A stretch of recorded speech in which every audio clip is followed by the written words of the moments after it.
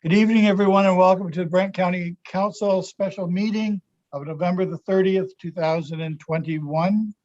Attendance, we'll take it. We'll take it orally, I guess. Councillor Wheat, Present. Councillor McAlpine, Present. Councillor LaFerriere,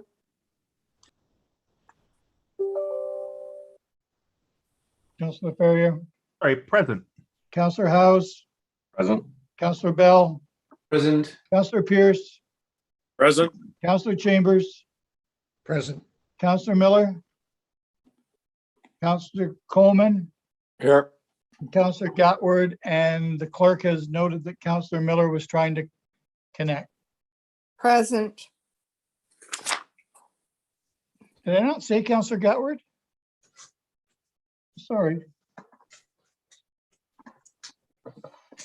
Second thing on the agenda is the approval of the agenda. Is there anything to be added? No. Councillor Coleman and Councillor Chambers. Any questions? All those in favor of the agenda the way it stands? Thank you. No one opposed. Declaration of pecuniary interests. Seeing none. Moving on. Motion to convene as a committee of the whole, please. Councillor LaFerriere and Councillor Pierce. All those are clear. All those want to vote? No one's opposed. Mr. Bradley, you're going to take it over from here and you're going to make a presentation of the committee to the status of the 2022 budget.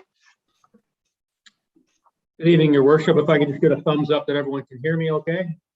Very good. And I will proceed. Thank you, and good evening to members of council as well. I've got a brief presentation. It's not a presentation that I'll circulate because it's just a recap of existing slides. And if you'll just bear with me, I will share my screen here and bring it up.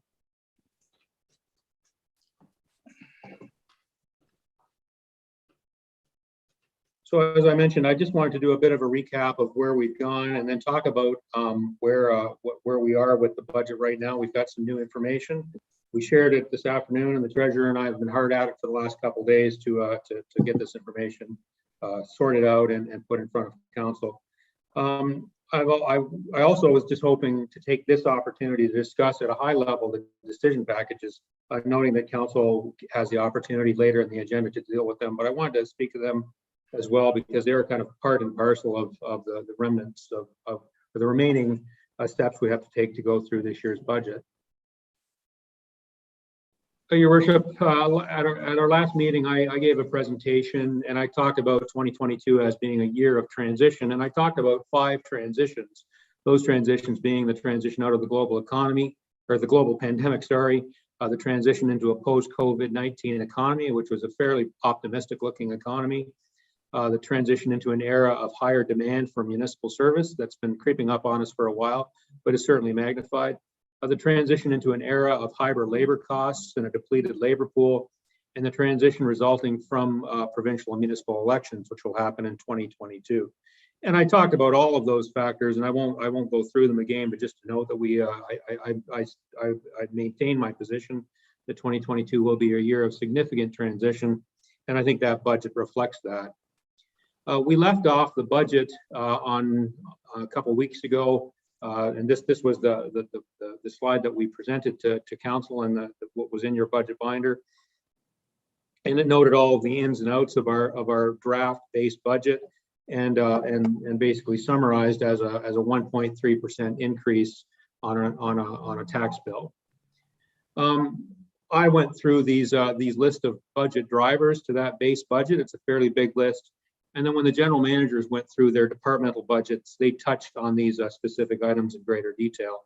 And I thought we had some good discussion with council as we went through those.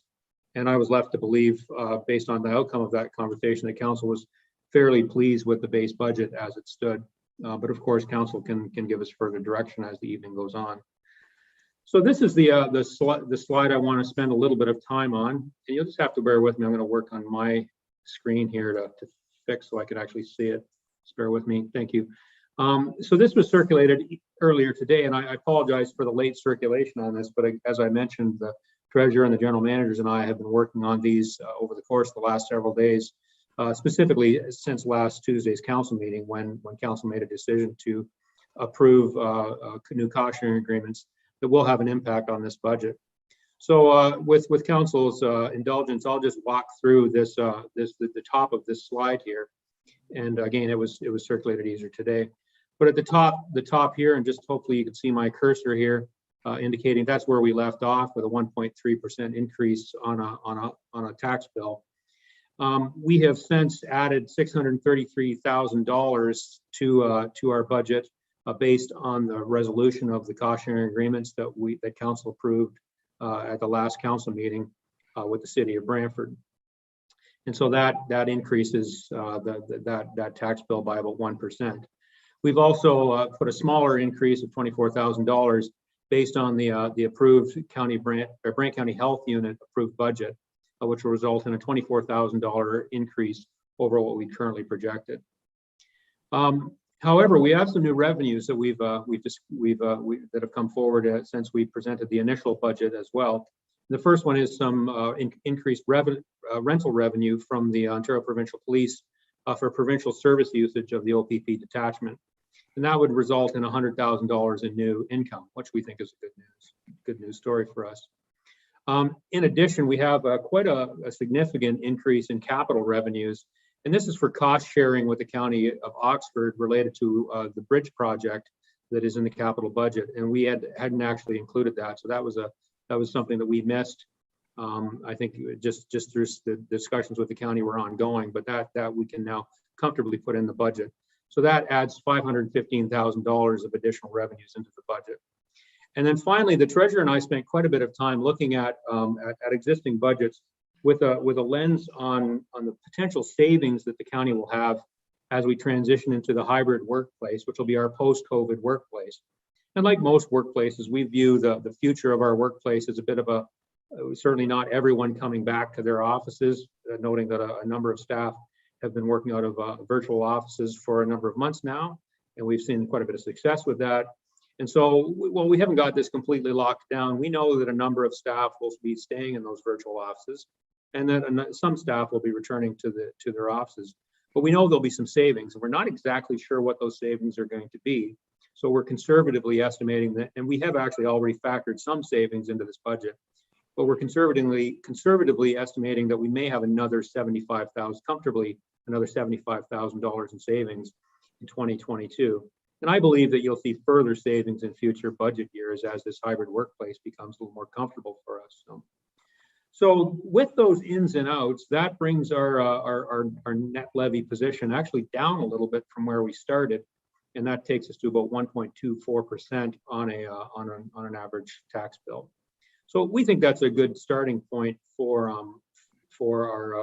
our discussion tonight.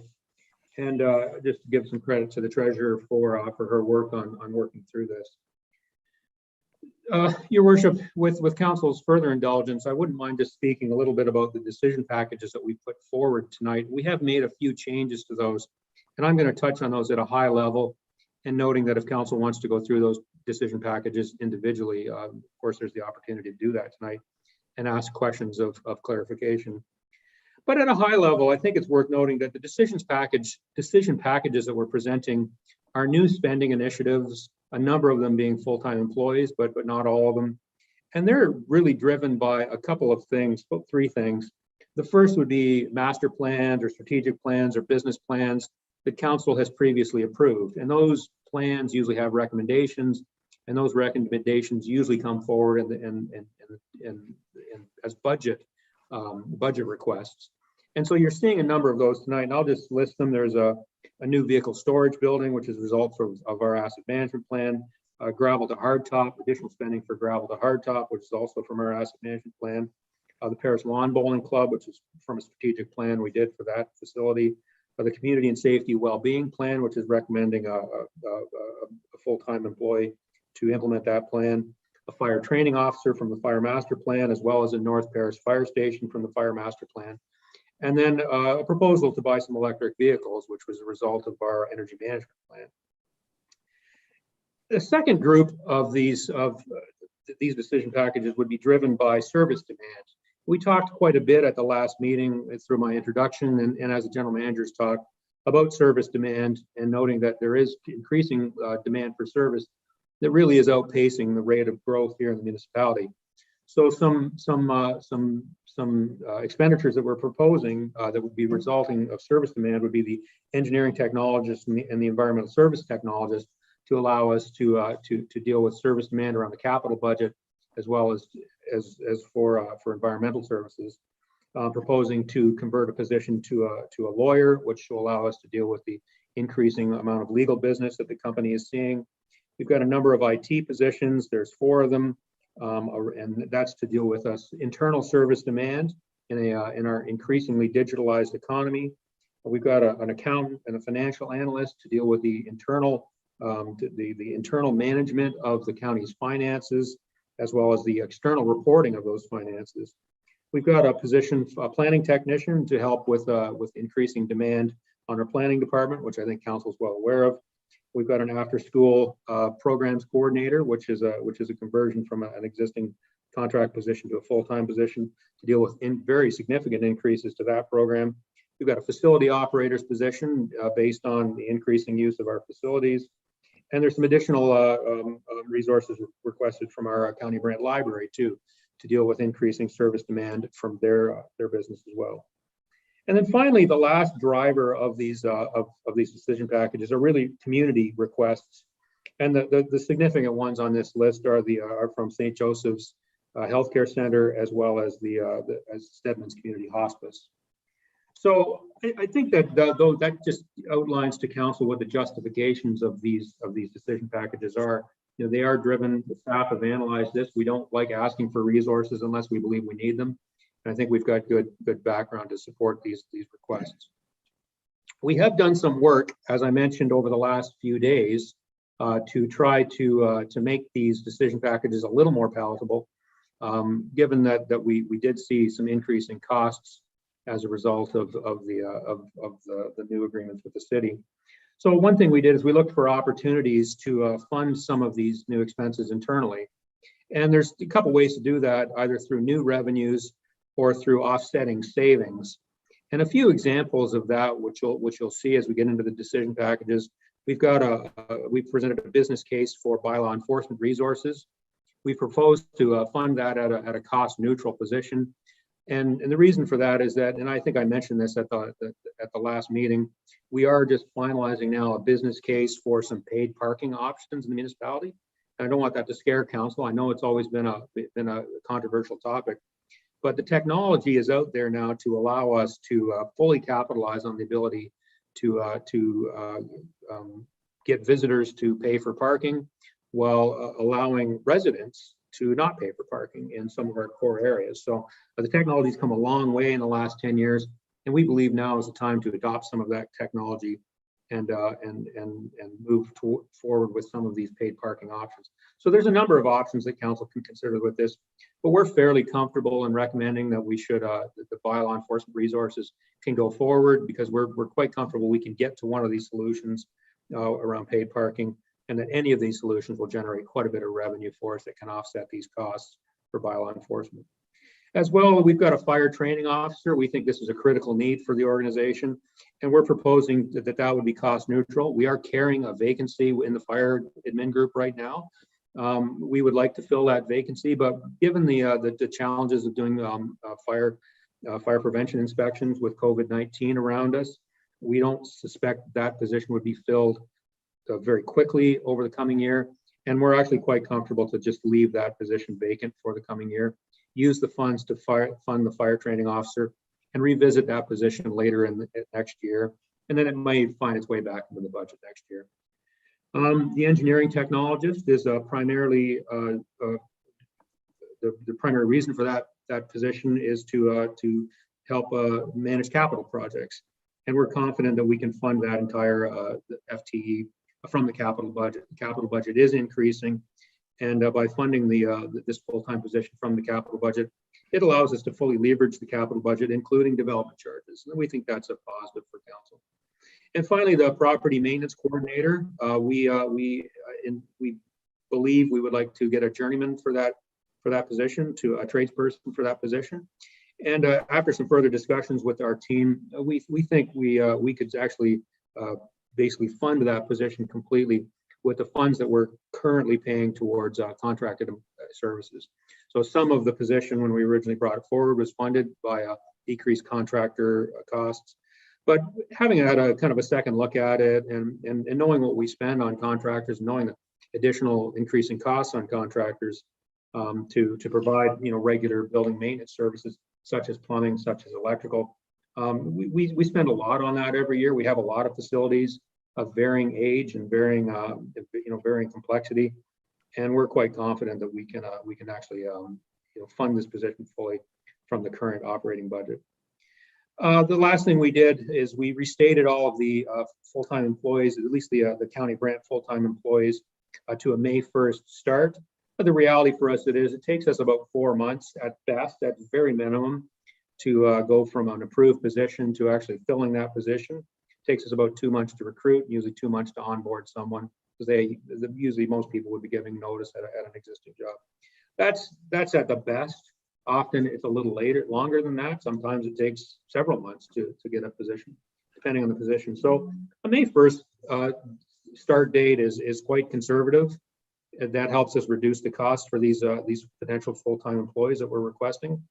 And again, if it works out, a couple of these positions we might want to move a little quicker on, but some of them would take longer, so it balances out in the end.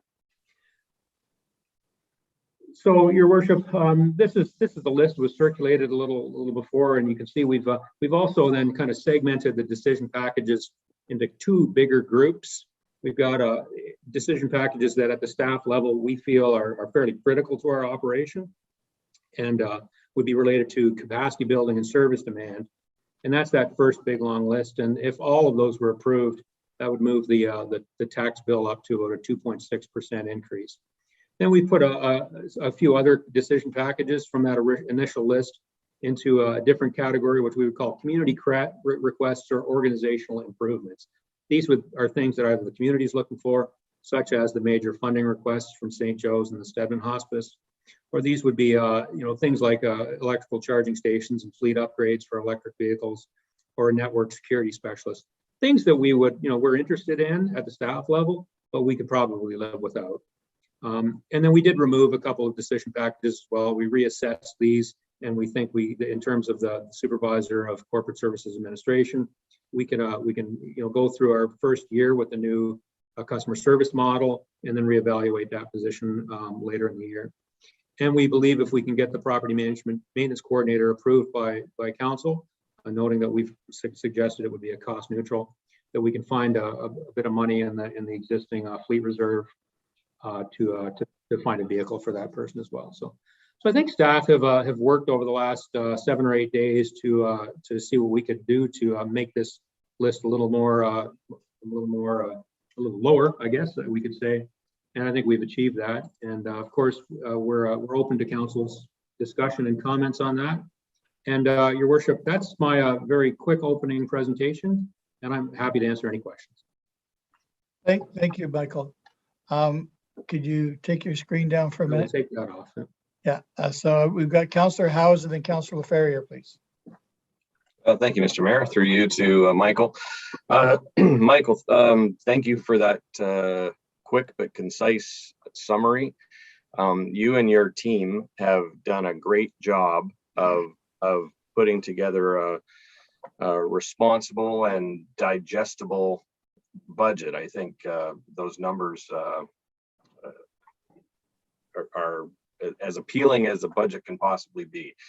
I have a couple of specific questions that are related to decision package items that you mentioned, and would it be better for me to ask them now or wait until we get into that part of the meeting? Michael, do you want to take all questions now? Well, through you, Your Worship, the agenda tonight does have decision packages as item 7, so I leave that to council's discretion. If you'd like to move forward and discuss these as kind of a lump, I'm fine to answer questions. My team and I are here to answer questions. Or if you'd like to defer them and go through them one at a time, that's to later in the budget. That's fine with me too. So again, I'll leave that to council's discretion. Can we leave that to number 7, Councillor House? Sure. And- Yep, and- thanks. Thank you. Councillor Ferrier, you're next. Thank you, Mr. Mayor. Through you to Michael. I just want to ask about the contractor position and moving that to a full-time. We saw, correct me if I'm wrong, but we saw a savings and an increase in capacity when we did the same thing around legal services and hiring our solicitor, and even and now another position in that department. I think we'll see the same thing here. Are there other, and you don't have to answer this now, but maybe a report at some point to our finance committee at some time about other things that we are spending more on contracting than we used to, and options in the future to move those into part-time or full-time employee status. Because I just think that I've seen with the lawyers how that's been very, very helpful for us fiscally and in terms of access. And I have a sense of probably be the same thing here, and very supportive of it. But I'm wondering if there might be other areas where that makes sense. And I have one other question, if that's okay. Yeah, go ahead, Mark. And then, oh, sorry, I think Michael was about to answer. Sorry. Yeah, thank you. And through you, Mr. Mayor. And so I think, first of all, I agree completely. I think that there are points as our organization matures where it will become more logical, more efficient, and more cost efficient for us to start doing things in-house rather than contracting them out. And that's a growth thing for the organization. So I know since I've been here, we've brought in a number of positions exactly based on this. An example is our existing property maintenance technician was based on that philosophy. Several of our group and our infrastructure group, we brought on technicians where we thought, okay, we've got a critical mass now where we can start to bring design work in-house as opposed to contracting it out to consultants. And it's a lot cheaper for us to do it ourselves if we have enough of it, noting that there is some specialty work that we can't take on. So I could probably sit here if I really put my mind to it and think of a few of these things, some IT positions where we brought on rather than contracting various services out. So I think you'll continue to see us do this as the organization gets larger, as we grow, and as the critical mass for us to bring these things in-house becomes more realistic. Thank you for that. And my second question is that savings around employee, through you, Mr. Mayor, that savings around the employee space and space savings or savings due to remote working agreements. Does that also include the savings we'll see on that for the partnership with the library service, where they will be handling a number of our information desk / administrative forward-facing, community-facing bill payments, et cetera? Is that factored in? Because when we look at what the library is asking for, it's probably helpful to realize that there is some savings happening as well with them taking some of that on in their various spaces. Through you, Mr. Chair, and then I'll have to think back to the business case. But I think that this, first of all, the changes that we propose through converting some of our customer service activities in here at the county over to the library, the savings and extra costs are factored into this budget. And I think that was a bit of a cost neutral thing. What that does do, it does free up a little bit of space for us. So the space, I'm thinking there's some space at the South Dumfries Community Center. And I think maybe there was another piece of space. And we'll be able to use that to house some staff that we wouldn't have before. So the facility savings that I laid out are a bit of a mix. We've got some savings in facility costs. We've got some savings in travel and staff travel, which we think we can decrease. We've got some savings in photocopying, and we've got some savings in I think cleaning and maintenance, because we're just using fewer facilities, and the facilities accordingly won't cost as much. And so some of these things. So these are fairly conservative savings, but I think the bigger savings, maybe we should all just remember from a perspective of moving to the hybrid workplace is probably not operating. We're still going to maintain the Burford office. We're still going to maintain our office in Paris. We've got one suite left here at Windsea Mills. Whether we can phase out of that, I think we'll know that over the next 3 or 4 months. But the bigger savings is capital. Some of you will recall that we had in the long-term capital plan a fairly extensive facility renewal for municipal housing, municipal office housing. I think it was about a $20 million expenditure, if I'm not mistaken, because we viewed that, if the organization continued to grow as it was growing, we're going to need a fairly significant amount of space over the next 10 years.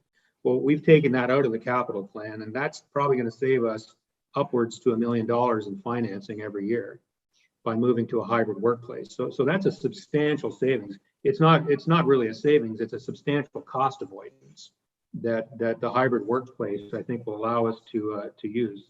So we can maximize our existing facility footprint right now, and we can continue to maximize people's ability to work virtually. And the result is avoiding significant costs in the future. Thank you so much. Thank you. Councillor Miller, you're next. Thank you, Mr. Mayor. The question is regarding there's quite a few positions there, and I think the IT ones make a big discussion about all the hours that have been put into overtime, 50 to 80 hours, and the cost on the cost to the levy, or the levy increase. I'm just wondering if it might not be as it might be a little bit less if some of these positions reduce overtime, but there was no attempt, I guess, to try and quantify that. But do you think we would see some significant savings if we hired all these positions, particularly within the IT department, in the reduction of overtime?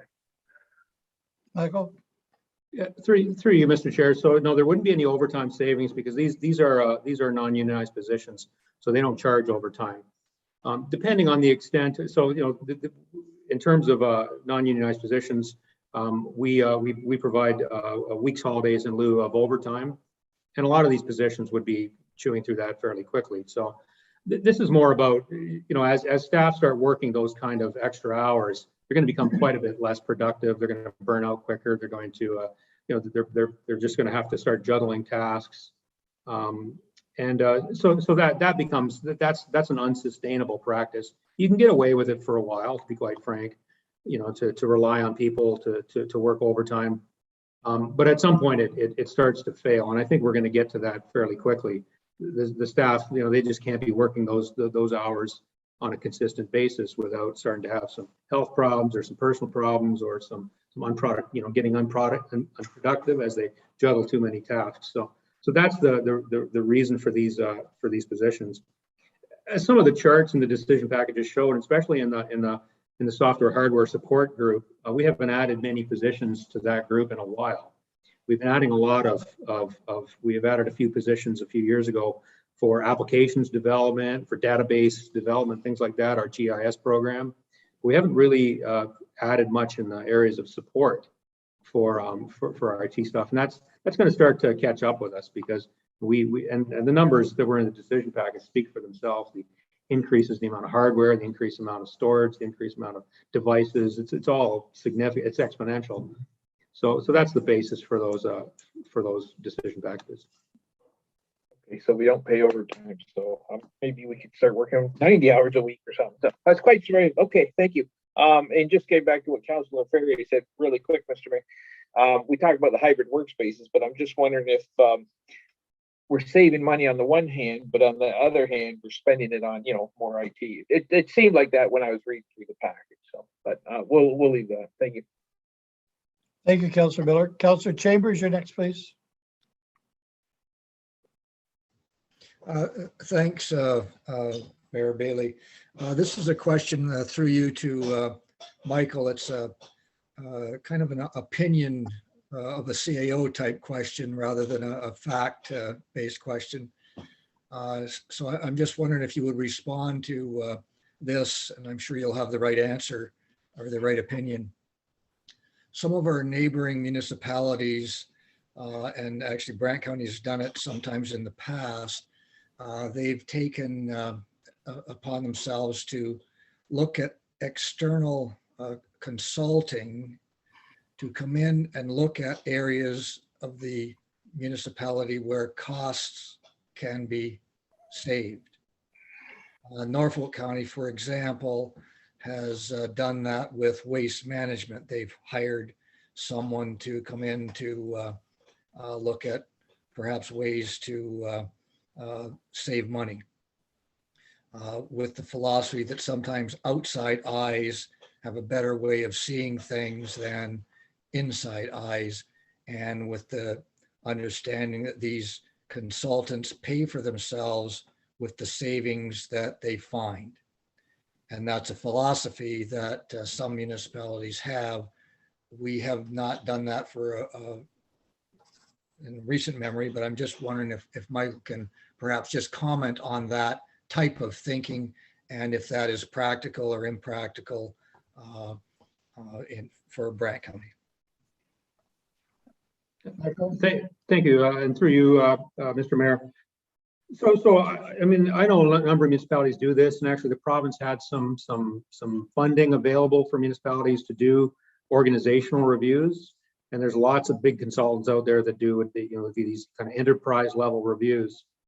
I'm personally not a fan of them, and I think I've said this to council before. I think you bring in an expert in all things and look at an organization as complex as a municipality that's running things right from cemeteries to complex water systems and sewage treatment plants. It's very hard for that generic, generalistic consultant to make much sense of it all. So I'm not a fan of these enterprise level reviews. I think they usually don't go very far. And my, having seen a few of them, and I've read a few of them, I don't think they ever yield much. So here at the county, we've done a little bit of a different thing. We have done a number of reviews, but they're more sectional reviews. So we'll pick a section, maybe it's a section that we think there's some room to do something with, or it's a section that's kind of been identified through, maybe by council or by staff or by the public, and say this isn't working very well. And we'll do a review. And in some cases, we brought in external parties. In some cases, we do it internally. So a few that I just jotted them down. And I know there's a number. We did one on information systems a few years ago. We did bylaw enforcement just this year. And then we did a bylaw enforcement review back in 2015 as well. We did a review of our insurance program a few years ago. A couple of years ago, just before I became CAO, we did a review of the outside services. We did a big review of paramedics back in 2016. We did cemeteries in 2015. I helped with that one. And I could probably, if I had another 10 minutes, I could think of about 10 more. So we do smaller ones, and we have found that they yield results. They find some efficiencies. In some cases, they find some things that aren't working very well. And that would be my suggestion, is that we continue to do those small incremental studies as we're able to. And we should make a decision as a smart decision as an organization, whether we're going to farm that work out, bring in a hired gun, if you will, some third party that's got some expertise in that specific area. The paramedic review comes to mind. We brought in a couple of very well seasoned experts in paramedic services, and they gave us a lot of good information. Or in some cases, the people that know most about the services are your staff, and in that case, we should do those things in-house. So that's how we've approached it, and I think we're on the right track with that. It's yielded good results. Councillor Chambers? And just to follow up, and I think that was an excellent answer, Michael, and it's a compliment to yourself and your general managers and the employees right down the line that I think we are on the right track, and I think this budget shows that. We haven't had the dramatic situations in some of the other municipalities like Norfolk, for example, and perhaps we are doing it right. And I think that is a result of having a staff that is continually evaluating and looking for ways to be cost effective and efficient. So I thank you and your staff. Thank you, Councillor Chambers. Councillor Bell, you're next, please. Thank you, Mr. Mayor. Through you to Michael. Michael, in the section of net levy before decision packages, which I think is the focus of our attention, the line that gives us $515,000 back is very welcome. It's a bit of a windfall, and pity we can't have it year after year. But could you say a little bit more about it and why we regard it as revenue offsetting rather than capital cost offsetting? Michael? Thank you, Your Worship. And I won't belabor you with the discussion the treasurer and I have had on this over the last 8 hours. Essentially, how we're framing this, these are capital revenues, and you'll notice the first two items on the decision package list are capital items. So they would be, those capital revenues would offset those capital items. And that leaves us with another 300 or little, or 200,000 and a bit. That And so how we would deal with those additional capital revenues is we would move capital expenditures that are currently funded by reserves. We would fund it by this money, and then those reserves would be freed up for the treasurer to offset some of these other costs with. So hopefully that makes sense. And the treasurer could probably give you a much more long-winded explanation, which I would encourage council not to take. So. Through you, Mr. Mayor. Michael, that's a great answer. It's the one I hoped I would hear, that we're just simply offsetting money we would otherwise have drawn down. So thank you. Any other questions? Councillor Gatward? Thank you, Mr. Mayor. Through you to the CAO.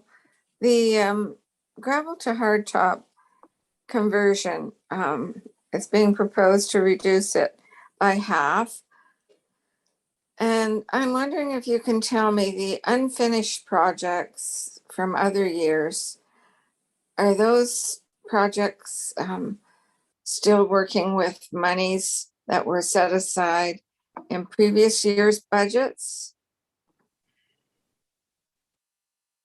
Michael? Yeah, through you, Mr. Chair, I'll speak to that. Maybe I'll just say, so Mr. Walt and I chatted, he put forward $500,000 in additional gravel to hardtop projects, noting that we already have about $250,000 in the current budget for gravel to hardtop. We thought that extra $500,000 might be a little more ambitious than we could take on, because they're big projects, and so we don't want to be charging the taxpayer money that we can't spend. So he and I agreed that we should pull that money back. So we're proposing that there be 500,000, 230 or 240,000 currently in the budget, plus an extra $250,000 for gravel to hardtop conversion, which we think is that's a pretty good approach. Now, council can increase that money if they want, but again, we would be able to, we may struggle to spend that. In terms, Mr. Walt might come on and could help, but gravel to hardtop usually takes more than 1 year. There's multiple layers of surface that we put on. So this additional fund will continue to finish those projects off.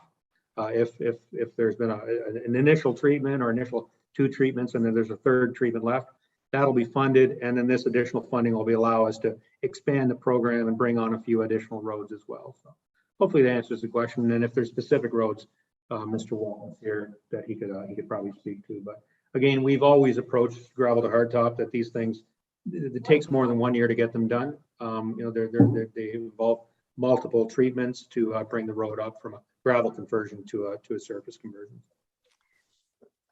Yeah, I believe that would answer my question. So the 240,000 or whatever that number is from previous years would be used to finish the unfinished gravel roads that have been started. And then if there's not enough funding to finish them, it would be taken from this new 250,000 and possibly start a couple more projects. Is that correct? Michael? Oh, Mr. Walton. Through you, Mr. Chair, to Councillor Gatward. That's pretty much correct. There is actually still capital money. Like last year, Jenkins Road was actually shown as a capital project. So there's still money in there to finish that one off as well. So there's a combination. Actually, the 230,000 that's in there has to do some of the fix-ups on roads, which have existed for some number of years as well. So as we get more gravel to hard surface, that number will eventually have to increase because we'll have more that we have to do. Mr. Bradley was correct. Most of these projects take at least 2 and sometimes 3 years to finish. It depends on how much gravel and fix-up work you have to do in the first year. And then you usually do the double surface treatment the 1 year, and then usually put another coat on in either the second or the 3rd year, depending on how much work has to be done the first year. So it's a long process for some of them. Thank you. Will we ever see a list of the proposed roads to be done? This is a follow-up, Mr. Mayor. Yep, Mr. Walton. Through the mayor to Councillor Gatward. Yes, through the transportation master plan, we are going to put forward a proposal on how a certain number of roads could be done, and then prioritize that.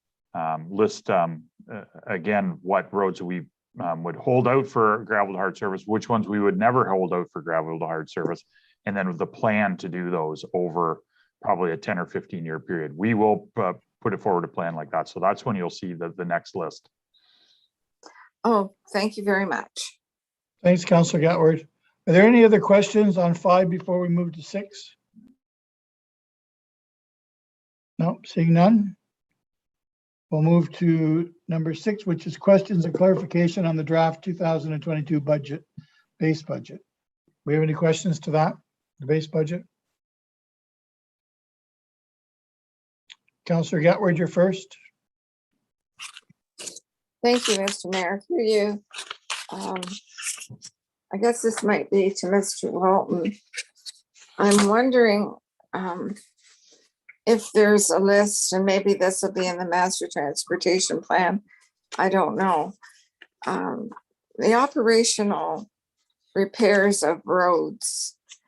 I've noticed the last several times I've been up to Scotland that there's a section of road between Highway 24 and the Agrimart that is in very alligator condition, and it's might be from when they did the construction project at the Agrimart. I don't know what's caused that road to deteriorate so quickly in that little section, but I'm wondering, is that a proposed project for operations in this coming year? Does anybody know, or how do I find that out? Thank you. Mr. Walton, Through the mayor to Councillor Gatward, I'll have to get an answer to that question. I don't know the answer to that right off the top of my head.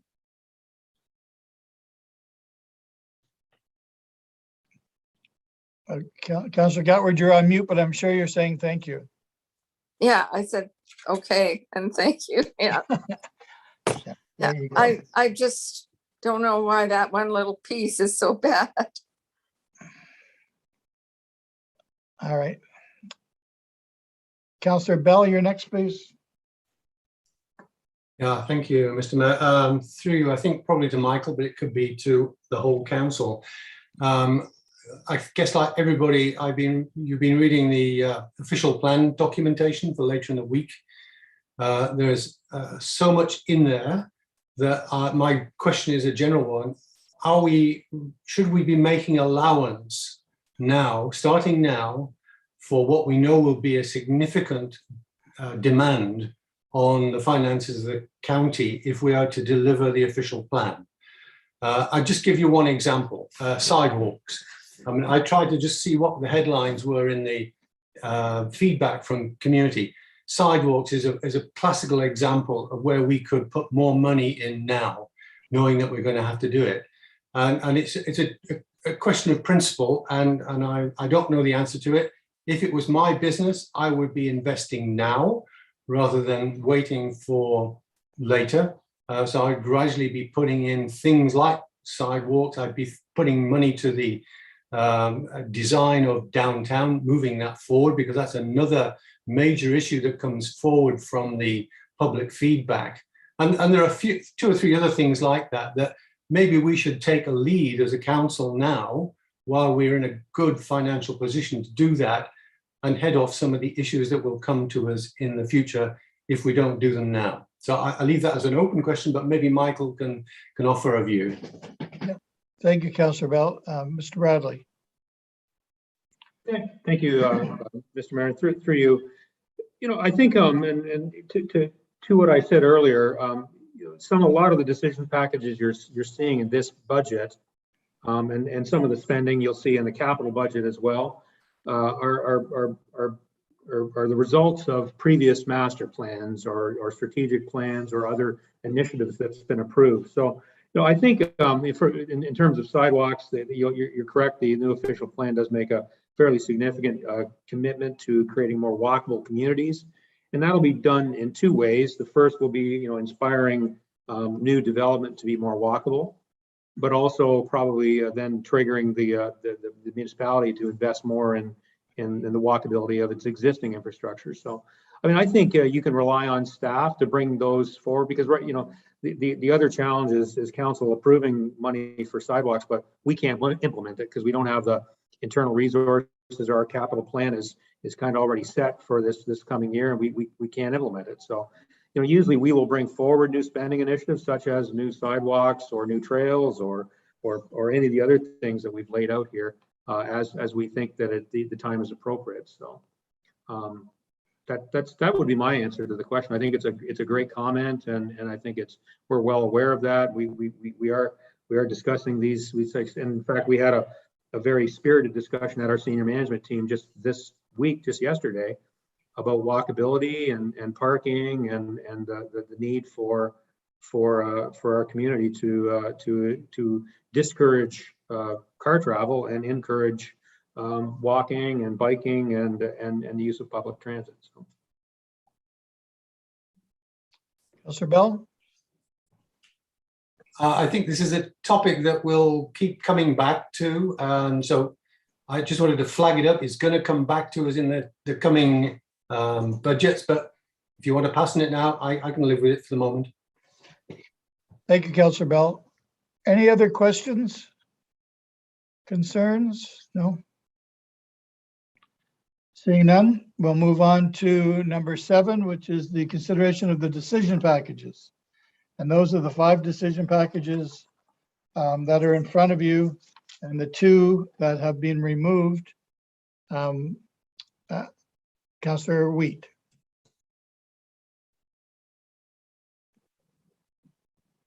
Councillor Wheat, you're on mute. I'm sorry, Mr. Bailey, Mr. Mayor. There's 6 items listed right at the very top, and I will move all 6 of them.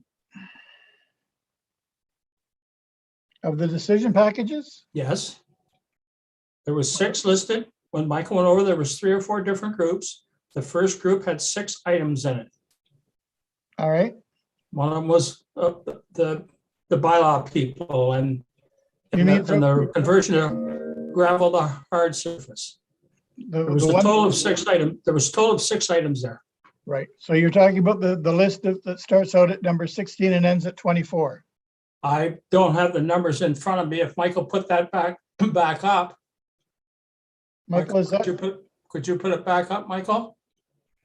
Your worship, yeah. So I'll put the list we now have 2 lists on the go here. So I think we need to clarify that. We sent a second list out today with some changes. And I believe it's the second list that Councillor Wheat's talking about. So I'll put that list up briefly. All right.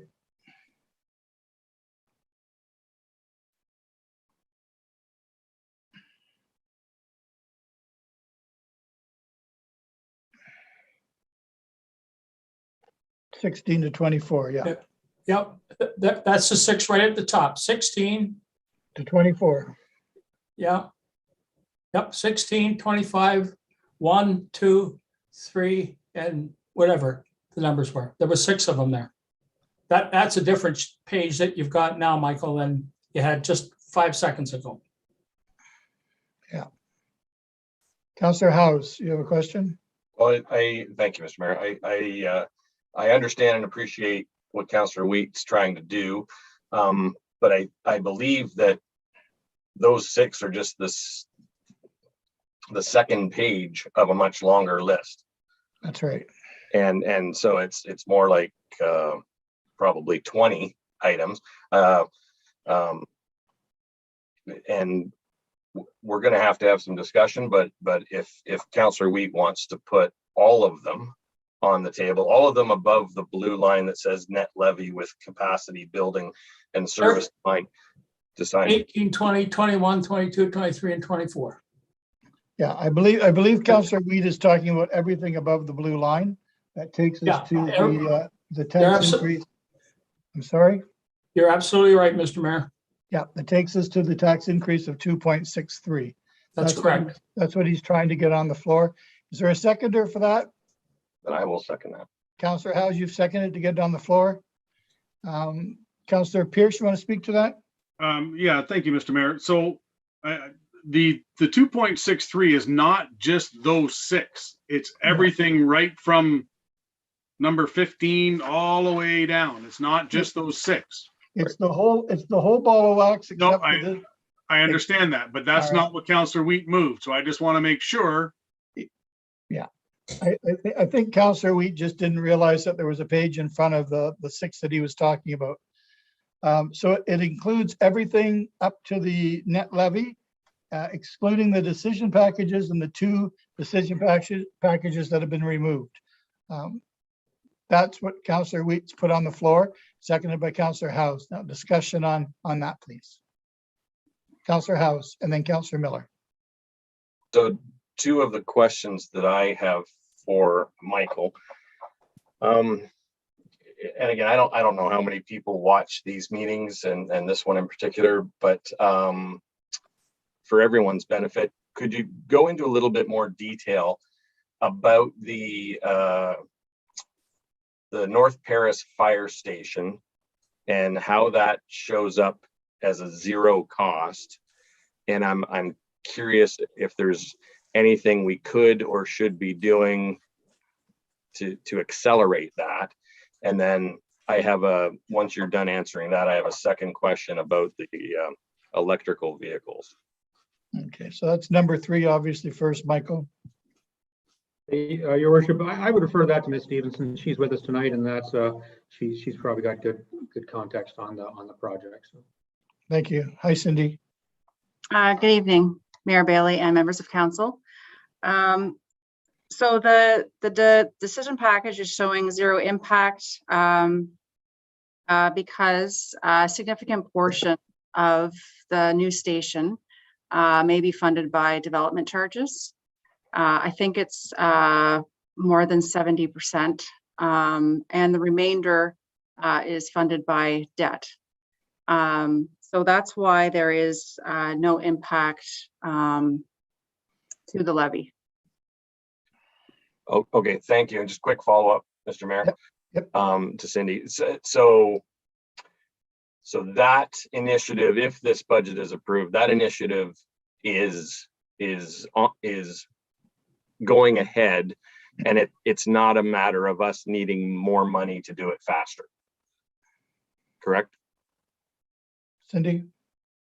Through the mayor, staff have already been working on this project, looking at potential sites at the north end that could work, and are having some conversations about that, as well as what the footprint would look like. The money that is allocated in the budget is appropriate for what we need. Okay. Okay, thank you. And I realize, Mr. Mayor, that my other question is not in this bundle that we're currently discussing, so I'll save it for later. Yeah, I think it's one of the 2 at the end there, Steve. Councillor Miller, you're next, please. Yeah, thank you, Mr. Mayor. Question on number 15, new large vehicle storage garage. How were the numbers able to go from 250,000 to 100,000? Who's going to speak to that, Michael? Mr. Mayor, Mr. Wallen's here too, and I can just say that. So we have a couple of options for this. We can do a new build, but Mr. Wallen and I and his staff have been looking at a potential lease option too. So we felt we could reduce this. We're going to need some money for one of these options. Either going to need to design a new facility and possibly do some design work for the old facility as well to get it, because it's pretty, it's definitely the Mount Vernon yard is an antiquated building. Or we're going to need some, as well as we're going to need some money to do some leasehold improvements on a potential lease site. So I won't get too further into that because we're still working through that, but council will be seeing something in the new year from us on these options, and we're just comfortable that we're going to need $100,000 to action one of these options. I don't know whether Mr. Walton has more to say on that. Through the mayor to Councillor Miller, no, that covered it very well, Mr. Bradley. Thank you. Okay, we will trust, if approved, you will spend it wisely. Mr. Mayor, I'm going to ask too that the gravel one be pulled for a separate vote. Which one? Which one, Councillor Miller? Number 25. Number 25. Yeah, I'd like it voted on separately. Okay. Councillor Bell. Thank you, Mr. Mayor. Through to Michael. Number 1 on the list, which is the enforcement services resources. You explained that you are looking at ways of raising additional revenues to offset the costs. What percentage of our current enforcement services resources are paid for through penalties and fees that we recover. Michael?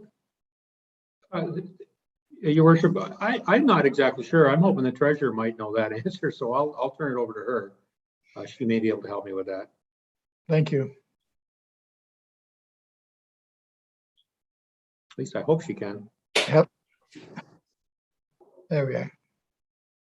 I don't know through you, Mr. Mayor, I don't know the exact percentage. I can calculate it. There is a good portion through like dog tag revenue and fines that does cover it, but not, I would definitely not all of the funding. So, no, okay. Yeah, thank you. Through you, Mr. Mayor. My question really just is posed on, is it a sensible assumption to make that we will recover all of these 3.77 resources through extra charges? And I leave it at that. I would feel more comfortable if we were a little bit less bold in assuming that, although maybe paid parking will contribute more than I'm expecting. So thank you. Thank you, Councillor Bell. Are there any, Councillor LaFerriere? Yeah, just a quick comment on that, because I don't want the, through you, Mr. Mayor, I don't want the news story to be council considers paid parking for local residents. We're not talking about that kind of paid parking. We're talking about tourist parking, is my understanding. Just because, again, it's come up a few times, and I worry that clarification is probably helpful for the community. Thank you for that, Councillor Ferrier. I think that was really good of you to bring up. Thank you. You might have saved our bacon there. Are there any other questions that has nothing to do with parking? Councillor Gatward and then Councillor Chambers. Thank you, Mr. Mayor. I have one about the electric charging stations and fleet upgrades. How much is for each of that $550,000? And when we say fleet upgrades, is Point that of order, that's in the next, Joan, sorry, that's it, Mr. Mayor, that's in the next section, is it not? The fleet? Yes, it is. Oh, Councillor Gatward, sorry, that's okay. sorry. Yeah, Sorry, just, okay. there's a lot to get through, let's not confuse All it. right, I'll skip that. Thank- The North Paris Fire Station. And I Yeah. think Councillor House raised this at another meeting about leasing a location, as was suggested by the master fire planning consultant. And has council discussed this? Because I think it's a good idea to perhaps out near the water tower on Scott Ave or Woodsley, I forget now exactly which, but there was a commercial area that was going to hold commercial and then some new residential areas. We had discussions with the developer, and I thought to myself, maybe that, because it's near the water tower, might make a good site for a Paris North fire station if we could lease. I don't know how many garage or overhead doors we'd need for a substation. But rather than spend $2 million on a new station, I thought maybe leasing was a more affordable option. I'm not sure what everyone on council thinks, but whether they're willing to discuss it or not. Thank you. Okay, Mr. Bradley? Thank you, Your Worship, and I think Councillor Gatward makes a good point there. And so I will just say, and again, you know, these are things we're working on, but we don't have resolution to yet. So we put this in the budget as a placeholder so that we can, you know, comfortably start moving forward and doing some planning around the project. But we are considering and looking at options around possibly a new build, possibly leasing an existing building, which might be a little hard because fire stations are kind of specific. but also looking at the option of a design build lease, where a third party would design, build, and lease it back to us. So council will get some options or a recommendation from staff at a later time on the nature of this build, but I think we can assure you that we are considering all options for this, and I think the lease and or design build lease both are very viable options at this point. Thank you. Mr. Walton, Ms. Stevenson and I met just as early as last week on that exact topic. So. Thank you very much. Councillor Chambers, you're next, please. Yeah, I just wanted a clarification. I was a little bit confused. I think Councillor Pierce straightened me out. We're voting on, there's the section with 21 decision packages, with the one of them removed as per Councillor Miller's request. So we're voting on 20 decision packages that are listed in what we received this afternoon from Michael. Am I on that? That's right. It would be the one that begins at number 15 and ends at 23. Having 24 removed by Councillor Miller. 25 was removed by Councillor Miller, I believe. And 24 is the last one, the library assistants. That's, oh, sorry, 25, Councillor Miller wanted taken out. So yeah, you're talking about the same 21. Okay. Yeah. Are there any other questions? We have it on the floor. It's been seconded, right, by Councillor Howes, brought forward by Councillor Wheat. All those in favor of everything but 25?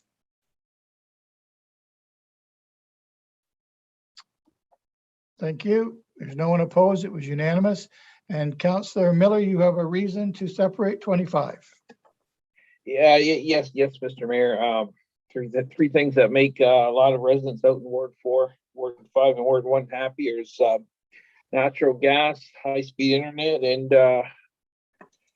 good roads. So there's a lot of phone calls we all get on a regular basis from residents that are upset with their gravel roads. So I don't want a bounty on my head. So I'm gonna, if it goes through, it goes through. But I certainly won't be supporting a cut to that budget. Conversation, Councillor Chambers, please. Perhaps through you, Mr. Mayor, General Manager Walton can explain just a little bit where that cut and the impact on that cut. The way I read the decision package was that there were $500,000 budgeted to convert the McLean School Road and a third concession road parts of from gravel to hard service. And that was projected to cost $500,000. And now we're suggesting that that line have $250,000. So I'm wondering, is it that those two roads aren't going to cost $500,000, or is it that one of those roads is going to get eliminated, or what's the impact there according to the original decision package? Thanks, Councillor Chambers. Mr. Walton, please. Through you, Mr. Mayor, to Councillor Chambers. The proposal that we have with the reduced decision package would be to do the short section of McLean School Road for it's about 250 meters west of Highway 24 is the section we would do. We would do that, and we would reduce the amount that's done on the other road is what would be proposed. Councillor Chambers? Just you kind of lost me. On the other roads, did you say, or the other road being the third concession road? The third concession road, we would do only part of that project in this go. And I think Councillor Miller is suggesting that we retain the $500,000 so those two roads can be completed. Is that what I'm hearing? As per the original decision package. Councillor Miller, that's your concern? Yes. Any discussion? Councillor Pierce? Thank you, Mr. Mayor. But I thought I had heard General Manager and the CAO state the fact that they took some of that off of there because the potential was they weren't going to be able to get it all done within the year. So I don't think it's the fact that it's not being done, whether we put the 500,000 or the 250,000. It's the fact of how much they can get done in a calendar year. Is that a fair statement? Is that a correct statement? Mr. Walton. Yeah, yes, that is, there is validity to that. The third concession has some work to be done. It's not as bad as some others, but again, it's always up for question when you do start these projects is how much you're going to get done in a year. Right. So just a follow-up, Mr. Mayor. So I don't think it's the fact that they're not doing as much. They're doing as much as they can within that calendar year, and then the next year's budget will do the same thing. So that's how I read it. Thank you, Councillor Pierce. Michael. Yeah, and Mr. Chair, Your Worship, just maybe to clarify too, we would be proposing to carry this extra $250,000 into future budgets as well. So this would be adjusting the capital levy to add another $250,000 in to the existing funds we have. So over time, this will allow us essentially double the number of gravel roads that we're converting every year. So I think that's a positive, and certainly if council wanted to direct us to go and try to do $500,000, Mr. Walton and his team would try to make it happen. We see the upside of gravel to hardtop, but we also realize that we can't spend anything. So we're happy to consider that if council wants to put it forward. So Thanks, Michael. Mr. Walton. Through you, Mr. Mayor, to council. The other thing that council will have by next spring, summer, and before the 2023 budget would be to they will see the plan for the long-term gravel to hard surface that should be in the transportation master plan. So what that number will be to do the rest of the roads that get proposed under that over, say, a 10 to 15 year period. I don't know what that number is off the top of my head, but it will be in council's knowledge for the next time this is looked at. So. Councillor Miller, how do you feel about it now? It's interesting. Everything old is new again, because the very similar discussion took place many years ago. We seen a road that was going to be done out in Ward 4, and the funds got taken and used for a road elsewhere. And so I just, if we can get money for anything, I like I said, I'd like to see it. And a penny in the pocket is worth a promise of two down the road. So whatever we can do to get this get it done quicker. Like I say, I've seen money budgeted before for roads for Ward 4 before at one time, but it could have been any other road. And it just, there was some other project that come up, the money had to go. So I think that's going to happen again. So I will, Mr. Ray, can you be clear too on how we vote on this? Are we voting in a double negative, or are we, I'm not sure how that vote will work. For this 25, number 25? For this 250,000, I guess we would vote to approve what's written for us, and that would be the cut. So you're not happy with, after the explanation, you're not happy with the way it reads, you still want it changed? Oh yeah. I'd like to vote on it separately, yeah, for sure. Okay, so are you going to bring a resolution to? Are you going to make a change? I don't think I thought we would just vote on what's before us, and if it's defeated, then I'll bring forward a recommendation if that's how you want to work it. All right. Well, then we'll call the vote. Councillor Chambers, sorry. I'm just wondering if Councillor Miller might consider amending this motion, and then if the amendment fails, the existing motion can be voted on. You get into these situations where people vote against something or for something based on a number that they have in their mind, and as a result, everybody has a different number, and then nothing gets passed. So you have to be careful on things like this. But I tend to agree with Councillor Miller that if he would like to make a motion to the amendment, I would second it and then speak to it. I guess is how we should do that. Okay, Councillor Wheat, you want to speak first? Yes, Mr. Mayor, could I trouble you to read off the numbers that we have approved before we vote on number 25? Okay, Thank you. okay, who's going to do that calculation real quick? Heather? Counselor Pierce, well, someone's doing that Yeah. calculation? Thank you, Mr. Mayor. Is he looking for the percentage we're at, or is he looking for No, what no. packages? Just the packages, John, the ones that we did approve before we vote on number 25. Well, it's everything in there but 25. Are you looking for the difference in the percentage, Counselor Wee? No, I'm not looking for a percentage. I moved the top 6 on that second page. And what I thought we voted to approve 5 of them, and number 25 was going to be voted on separately. Oh, you're mistaken, Counselor Wee. Okay. You voted on the entire 21 items. The 6 that you thought were the list of 6 that you were speaking to are just the last 6 of the list of 21. So we've already gone down that road, and you made the motion to. Then I will withdraw my motion because I thought I was only moving the first 6 items at the top of the list. So I will withdraw my motion. We've already voted on it, Counselor Wheat. Well, that's what I thought. And I thought I was voting on just the top 5 of those 6, and number 25 was going to be voted on separately. Right. I apologize to you, Mr. Mayor. I was wrong. Okay, I think everyone else was clear though, and we did vote and it was unanimous. So the very worst, the only difference that could happen is you could vote against it. No, which- I won't. No, I will not vote against it. All right, then we're fine the way we stand. Counselor Miller, are you going to make a resolution or a motion? Well, if I could just digress a little bit here and ask Councillor Chambers, he mentioned an amendment. I'm not sure what he was thinking. Counselor Chambers, what were you thinking?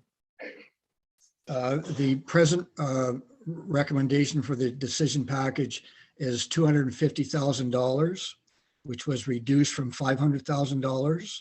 Yes, I sir. would suggest an amendment to change the $250,000 back to $500,000, because I think that's what Councilor Miller is suggesting.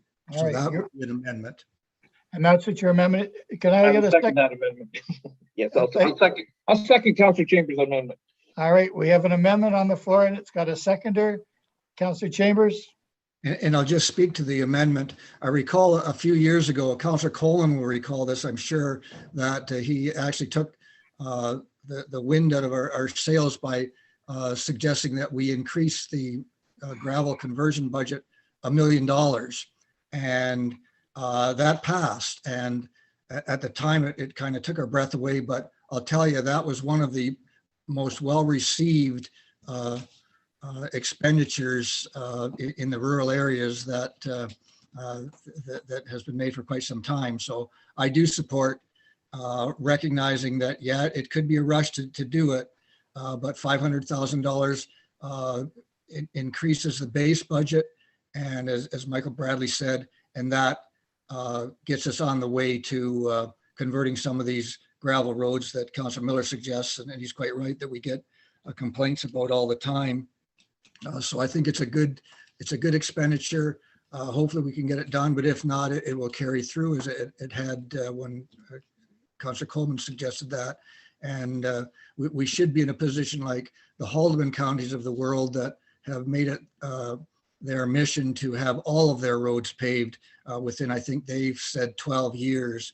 And there's no reason why we can't do that, but we won't do that unless we keep putting money forward. So that's why I support Councilor Miller's suggestion that it be 500 rather than $250,000, as was the original decision package suggestion. Thanks, Counselor Chambers. Counselor Housen and Counselor Coleman, please. Thank you, Mr. Mayor. Since that is a significant dollar shift, could we ask Heather to tell us that if that passes through this amendment, what the bottom line would end up being? Heather? Through you, Mr. Mayor, if the 250,000 for gravel to hardtop is increased to 500,000, the tax increase on the median home will go to $95.97 with a percentage tax increase of 3.15. Thank you. Thank you. Counselor Bell? no, sorry, Councillor Coleman's first, and then Councillor Bell. Thank you, Mr. Mayor. That Councilor Chambers reminded me of that. That was a number of years ago that we got that through. And it was a hard sell at the start, but it did get us an awful lot of roads into the program of converting to hard surface. And one thing about it, it sure cuts down on the number of complaints you get from the public that we get more gravel to hard surfacing. It just eliminates an awful lot of stuff. So I will support it and we'll see what happens. Thank you. Thank you. Councillor Bell. Yeah, thank you, Mr. Mayor. I just make the observation that graded roads are the rural equivalent of the urban sidewalk. And earlier tonight, I think I heard somebody say that we couldn't accommodate more sidewalks in the next year. Seems like we can readily accommodate more graded roads, and I do support graded roads, so don't get me wrong. But I think we ought, if we're going in this direction, then I would like to propose that we add some funds in to extend the sidewalks in our urban communities. Okay, that would have to be a separate motion, Councillor Bell, at a different time. So we have something on the floor by Councillor Chambers, seconded by Councillor Miller. Is there any other discussion or comments before we call the vote? All those in favor? Oh, wait a minute, Councillor Gatward. Sorry. Councillor Gatward. Thank you, Mr. Mayor. I did mention that $1 million program at another budget meeting, and I'm so pleased that we're discussing this because it is important to our rural residents, and we all use the roads. And I noticed when I reviewed the budget that it seems that the operations and road budget is very bare bones this year. There's not any huge increases. It's pretty well a status quo budget. So I think that if we find this 250,000, say in the next section and take it out of the electric vehicle line or whatever, we could offset this additional 250,000 for gravel. I think it's a good idea and I support it. Thank you, Councillor Gatward. Any other questions before we call the vote? All those in favor? Opposed? None. It's unanimous. Thank you, which takes our tax increase then to 3.15. Mayor Bailey? I think we need to vote on the. Yeah, Right. yeah, we have to vote on the whole thing on number 25. Sorry. So you're okay with that now, Councillor Miller, to vote on 25? Seeing that you got your money back? Yes, All right, yes, call the vote on 25. All those in favor? Opposed and carried. It was also unanimous. Thank you. So we're at the top of net levy, including Councillor Wheat's last 6, and we're at 3.5. And we have decision packages to talk about now. Mr. Mayor, may I? Yes, sir. Yes, sir. With your indulgence, I don't know the process I should follow, but if we are adding in items to decision packages, even if it's extending the sum in individual ones, is there a process that we could follow that I could add a decision package tonight? Maybe you could add to one of the ones that are here. Not that we've voted on them already. Michael, could he bring forward a new package for tonight? Through you, Mr. Chair, or through you, Mr. Mayor, the decision packages are council directs us to bring new staff. You direct staff to bring new spending initiatives that we believe are appropriate based on, as I outlined earlier, as decision packages.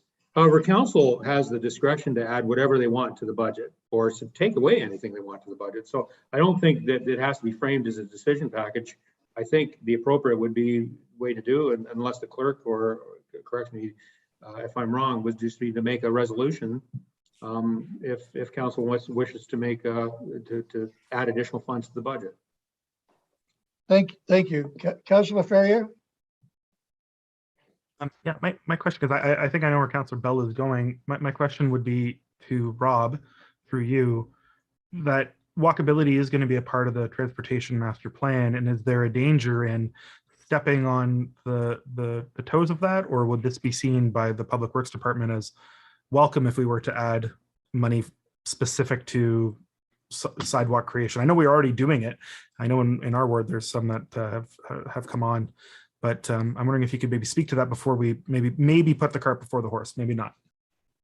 Mr. Walton? Through you, Mayor Bailey, to Councillor Ferrier. When some of this discussion was happening about sidewalks, I thank you for asking this, because I thought I'd bring something up. So actually for sidewalks, we've had a monumental year this year. You know, they're actually forming the sidewalks on Laurel Street today. I drove down there, they're forming them. They're getting ready to form them on Cedar Street. We will not accomplish the sidewalk creation on Birch Road in Mount Pleasant, but that will happen next year because that contract won't be completed this year. And we've succeeded on Kathleen Street and getting that sidewalk in, and I could name a couple of others here. Monumental length of sidewalks. We will probably be years before we accomplish that again on existing streets. So what you have to do is you have to match these to the projects you're doing. A lot of these are in capital works. You can't just, if council wanted to come forward and say, give us an extra 100,000 towards sidewalk, we would take that and we'll go out and we'll put that in places. But we have to match these to sort of the projects which come up, which where they're really needed and where you get the best bang for your buck on the walkability. And then you do the smaller ones. Like Kathleen Street, we were able to do that on an existing street without rebuilding the street. You can't do that everywhere. So if there was, you know, say another 100,000 that came forward, we would make good use of that. But we're already talking about some of the streets that we're going to be doing sanitary sewers on down in the area down in by the sewage treatment plant, of building sidewalks on those streets as we rebuild some of those sewers and whatever. So that is common thread throughout those projects as we're bringing them forward now. We're having those discussions. We're looking at where the walking routes need to be, and we're doing that. We've already got sort of in the capital budget, we've already got sort of the major program set.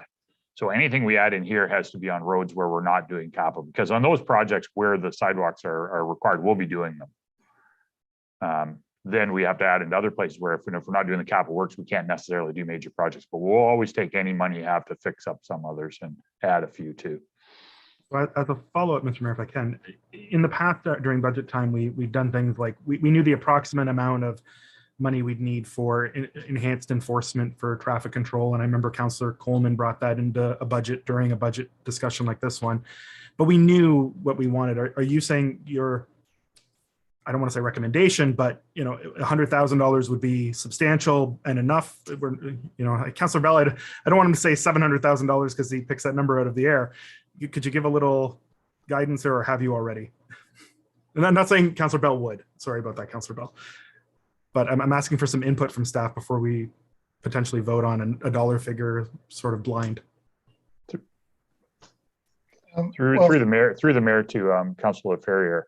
That number came off the top of my head. I think it's something that would be manageable to do some works. I have no idea where we do it, quite frankly, but I'm sure those ideas will come up. And again, I think that as we finish the transportation master plan, we will be bringing forward some other plans of saying this is sort of and asset management. When we do both of those, we'll be coming forward with other plans and saying, you know, this is the long term for sidewalks. You know, we look forward to you know, as we're looking at the Burford servicing plan and the rebuilding of streets in Burford eventually, you know, depending on what comes out of that study, sidewalks will be a major part of that reconstruction, but that'll come out of those. So we've got things coming up which will outline these other capital plans.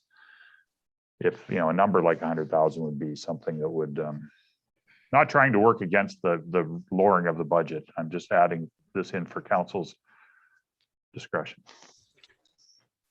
Thank you. Councillor Bell?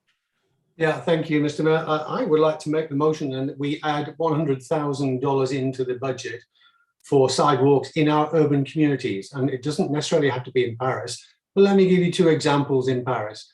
Dundas Street East and Chapel Street, sorry, Dundas Street West and Chapel Street have no sidewalks. And it's a pretty popular walking location there. Another example would be Race Street. I think Rob mentioned Race Street. So it doesn't take very long to find quite a number of places in our community. I get a lot of commentary back from residents about the lack of sidewalks. So if we look at the feedback we got from the official plan commentary, you'll see it's very heavily reinforced there. So I would like to make that motion. I look for a seconder. Councillor Pierce is your seconder. Councillor Chambers wants to speak to it. Just through you to Mr. Walton, if my recollection serves, local improvement is quite often in play with sidewalks in places where new sidewalks are built. I'm wondering if you can speak to that. Mr. Walton? Through the mayor to Councillor Chambers, that is something that could be used. I don't think it's entirely popular in all municipalities, but it is an option under the Municipal Act.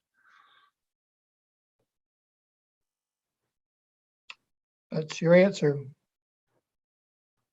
Councillor Gatward? Thank you. I didn't catch the amount that Councillor Bell suggested. 100,000. Okay. There's already 75,000 in for rehabilitation or upgrades and repairs to existing sidewalks. And when Councillor Bell mentioned Dundas Street West, aren't we doing that road at some point? I thought I read it in the budget. So when we did that road, is that when the sidewalks would be done? As you just described, General Manager Walton, you said that when we do projects, we look for places to incorporate the sidewalks at the same time the project's done. If I understood you correctly, right? Mr. Walton? Yeah, yes, that is correct. I'm not sure when Dundas Street West, when the proposal for rebuilding that road is. There is a project that we're going to do in that area with the Trent water main, which needs to go through there. I think it actually is next year. So there is some stretch there where we may be doing that in 2022 to get up to the reservoir near that area. Thank you. Councillor Coleman, because he hasn't spoke yet, and then Councillor Bell. Well, thank you, Mr. Mayor. And I wonder if I could support this. But I was wondering if Councillor Bell would defer this till we discuss the rest of the decision packages to see how high we could be going. Because if we're going to not support anything else, then maybe I could support the sidewalks. But I want to see what else we're going to have to pay for. So if that could be possible. Councillor Bell, are you prepared to? I would be prepared to do that. I just add one more data point. If you look at virtually every road on the north side of the centre of Burford, they have no sidewalks. Just as an example, you don't have to be in Paris. You can be in any part of our county, and it will be beneficial. So I'll go with Councillor Colesman's suggestion. Thank you. Everyone's okay with that? All right. Let's move on to the decision packages. There are 5 of them. Who wants to speak first? Councillor Howes. Perhaps Heather has a comment she wants to make first. Heather, do you have the new percentage if we did the 100,000? Yeah. Well, without the 100,000, through you, Mr. Mayor, I need to make a correction. My staff caught my error that where we stand now, it's a tax increase of $92.67 or 3.04%. 3.04? Yes. Thank you. Councillor Howes. Thank you, Mr. Mayor. So yes, back to my I had earlier touched on wanting to discuss the electric charging stations and fleet upgrades. Compared to everything else in our decision packages, this really jumps out as a big number, a big tax increase on the median homes. It concerns me. I'm trying to, like others, and as Councillor Coleman was alluding to, we're all looking carefully at how this number is creeping up. So I guess my question to Michael is, in reading the notes, it says about how this would replace some of our bylaw vehicles, and if we don't spend $550,000 on electrical vehicles and their charging stations, do we have to spend another amount of money for traditional vehicles, or does the 550 represent an incremental increase in cost? Michael? Thank you. Through you, your worship. I think what we're proposing here is to do some fleet modernization more than anything. We have a fleet of vehicles, and we can certainly stretch that fleet out as far as we have to. Another option is if we're stretched for some vehicles, which we've done in the past, we can rent some vehicles on the short term. That's fairly cost efficient. So I think Mr. Walton put this forward, and I commend him for doing that as a bit of something to put in front of council as a best management idea, and as something we could take as an initial step to modernize our fleet to an electric fleet. If council didn't approve this, I think Mr. Walton and I'd go back to the drawing board. One thing I think that we need to give more thought to as an organization is leasing. We historically, in the municipal sector, have not leased vehicles very often because we could buy them very cheaply. But those days seem to be drawn to a close. I'm surprised at what the cost of vehicles are for municipalities now, based on what they used to be. And I think that's part of that there is a vehicle shortage, and part that there's just the cost of vehicles have gone up a lot in the last few years. So I think if council was to approve this, we would certainly be appreciative of bringing in some new technology into our fleet. But if they didn't, then we go back to the drawing board. We'd look at what we have existing, and then probably come back to council with an interim strategy, and leasing may be a part of that strategy. So whether Mr. Walton has more thoughts on that, he's a little more he's a little more invested in our fleet matters. So. Mr. Walton? Through Mr. Mayor to council. One of the problems in this change is you've got a big change when you make the change. The charging stations is the bigger part of this cost than the cars, because you've got a huge electrical piece you've got to build to have them. And we're proposing to put, I believe it's 4 charging stations in here. And we would size that so that could be expanded a little bit as well. You wouldn't want to size this so you had to do that again. So there's over 300,000 that would be in this just to do the charging stations. Now, theoretically, the next time you add to that, it's not that expensive because you've got the base in there for it. But when you make this change, those are the sort of things you have to invest in, and there's no way to get around that.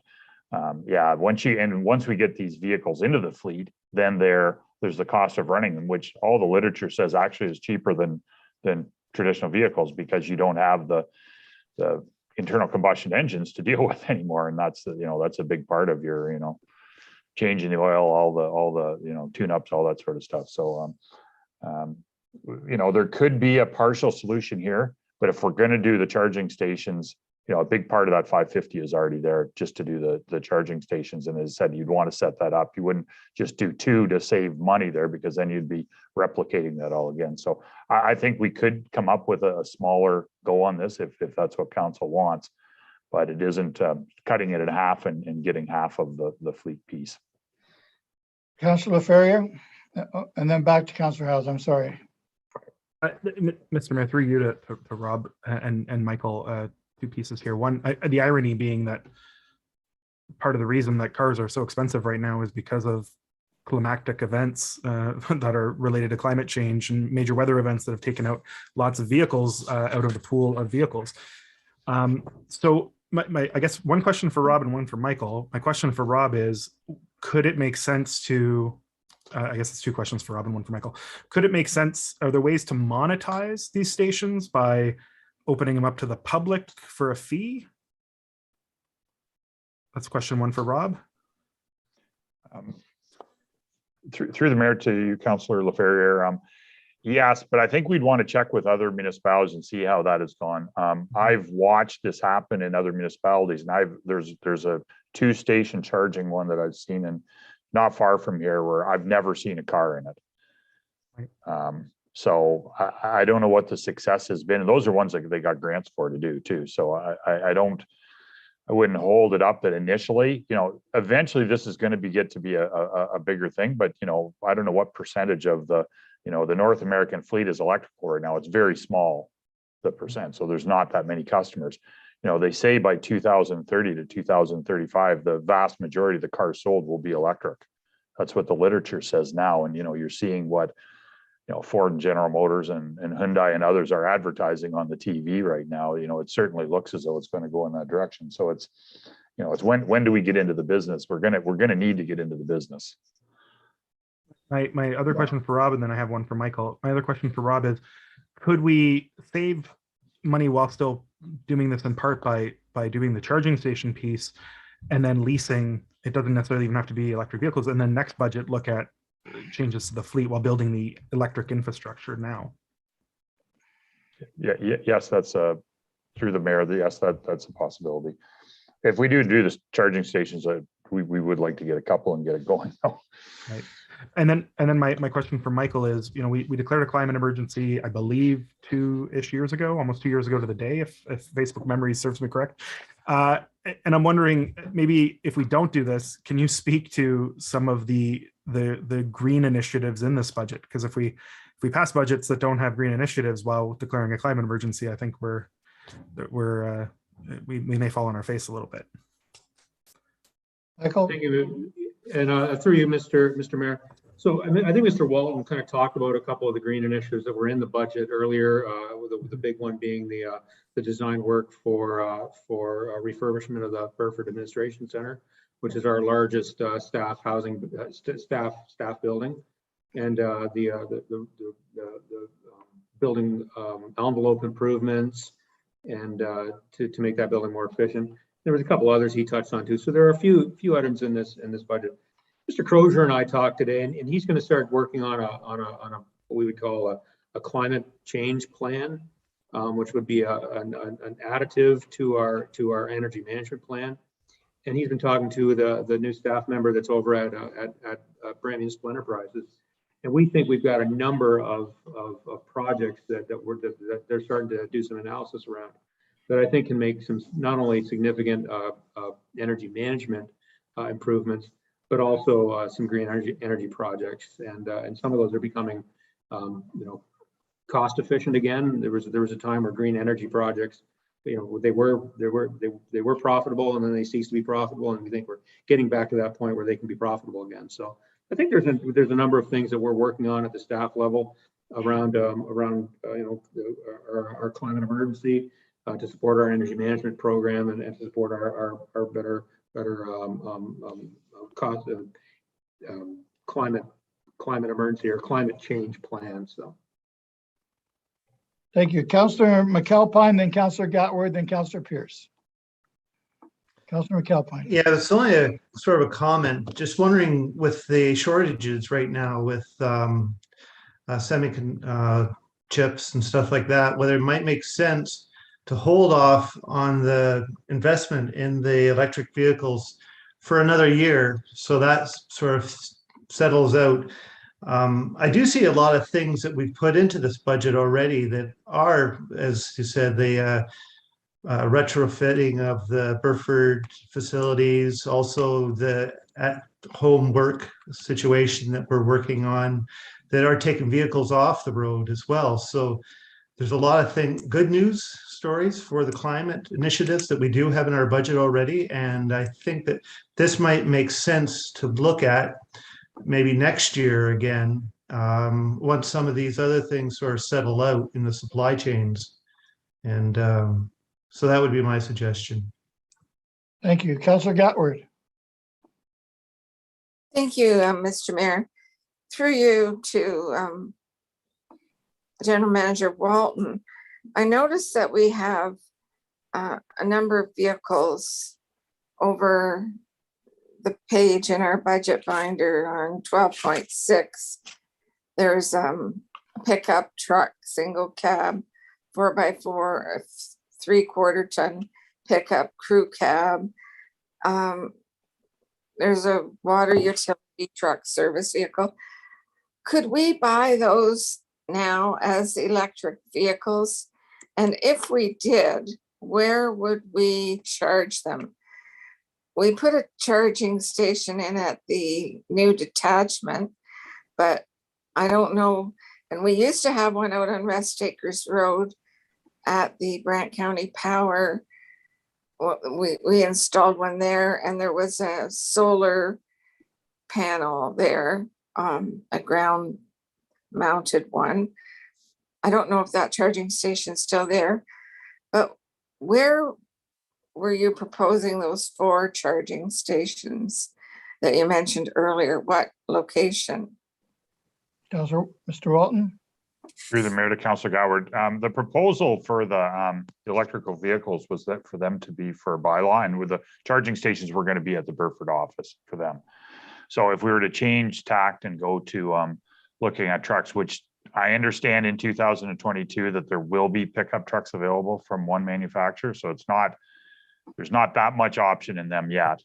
And I haven't seen one on the road yet either. So I'm not sure when that's going to happen. So I think it's probably a little premature for those vehicles in 2022 to go that way. We certainly will look at it once the budget's approved as to whether or not there is availability. But we would have to charge those. We'd have to set up something at the work shards for them, because it isn't practical to bring them to Burford.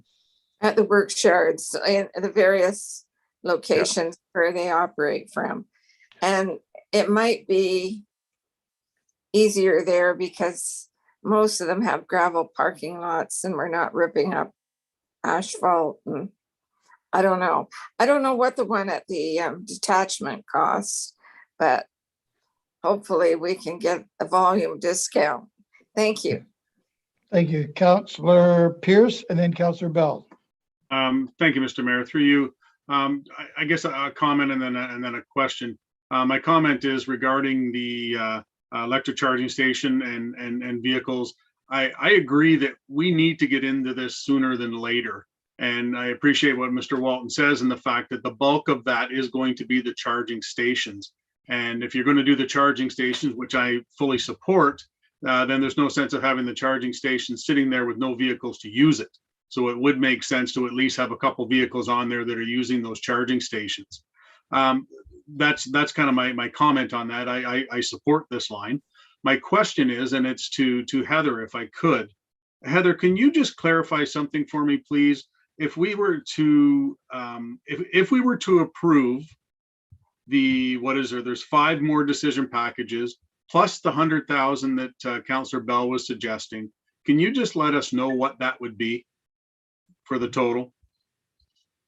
I'm thinking it's going to be around like 4.67-ish. But if I could just get an understanding of that, and it's to go along with what Councillor Coleman was suggesting earlier, to try and understand what we're dealing with and where we're going to be as we approve these things. So if I could just get what the total would be if all of these were approved, plus the 100,000 from Councillor Bell, as is. Heather, take a minute. Okay.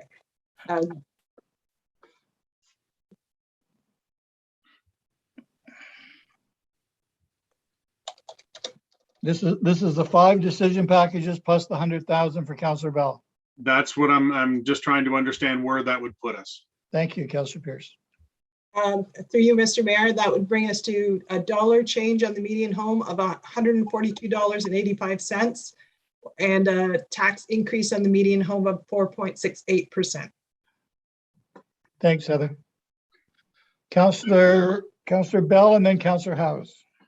Yeah, thank you, Mr. Mayor. I do support this line for a couple of reasons. I think our city neighbours have already made this step and they made a big splash about it. I think it was very well received. Just another comment that we have just installed 2 charging stations at the new community health hub. So if you were to just catalogue all the charging stations that we have in the county, I think we might be pleasantly surprised. And the focus may be then on actually getting a couple of vehicles on the road to demonstrate that we're actually going down that track and actually are supporting what we said is a climate emergency. Thank you. Yeah, that's a good point, Councillor Bell. And we could also, I don't know whether in the budget of the things that are coming up, the library and Canesville and eventually Glenmore's Community Center Library combination, whether we could put charging stations in the build of all of those places too, so it's convenient to everyone throughout the whole county. So just something we can think about. Councillor House and then Councillor Miller. Oh, thank you, Mr. Mayor. I'm frankly still struggling with this one. That it's a big chunk of money, and I know we have to get there eventually. And I agree that there's no point in doing it halfway. Either we do it or we don't do it this year. But my real question is this the year to do it? Kind of along the lines of what Councillor McAlpine was mentioning with supply chain challenges. My question for the CAO is there any benefit to allowing another year for more research on this subject by staff to come forward with a more fulsome approach to how we as a municipality will invest in electric vehicles? Michael? Through you, Mr. Mayor, I think if council is reticent about this and noting that the tax levy number is creeping up a bit, if you wanted to defer this, maybe not to defeat it, but defer it to the 2023 budget, but also maybe just leave it with staff and we can go away. There are some good points made. We do have some other vehicles in the budget. There are some new opportunities coming out in terms of the types of vehicles that are available.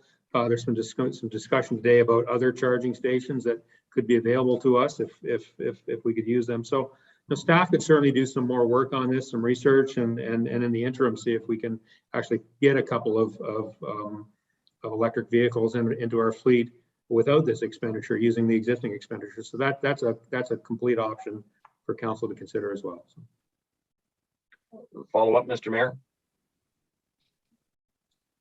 You're on mute, but I'm assuming you're okay. Sorry, Councillor House. Yeah, sorry. Yeah. So my preference would be to defer this right now and not make a decision on it right now. And I'm not sure the mechanism for doing that. I would make it as a motion if there was a seconder for that. Yeah. Councillor McAlpine, you're seconding that to defer it? Yeah. Yeah, that's good. It's on the floor. It's been deferred, or it's been seconded. Is there any other conversation before we call the vote to defer? Seeing none, Heather? Councillor Miller's had his hand up as well. I don't know if you've seen it. On the motion, just wondering what we're deferring it to. Yeah, to the next budget of 2023. But Councillor Miller had a question. I didn't see his hand, so. Actually, you did call out my name at one point.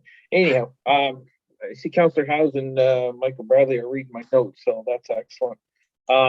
Yeah, I would agree with the deferment, simply because this it's just I look at this almost as it came before. I'm saying it looks like a one-off. I know it's not a one-off. It's a multi-year approach. It's not going to happen in 1 year. So I'd like to see a fulsome business case, as Councillor House stole from my notes.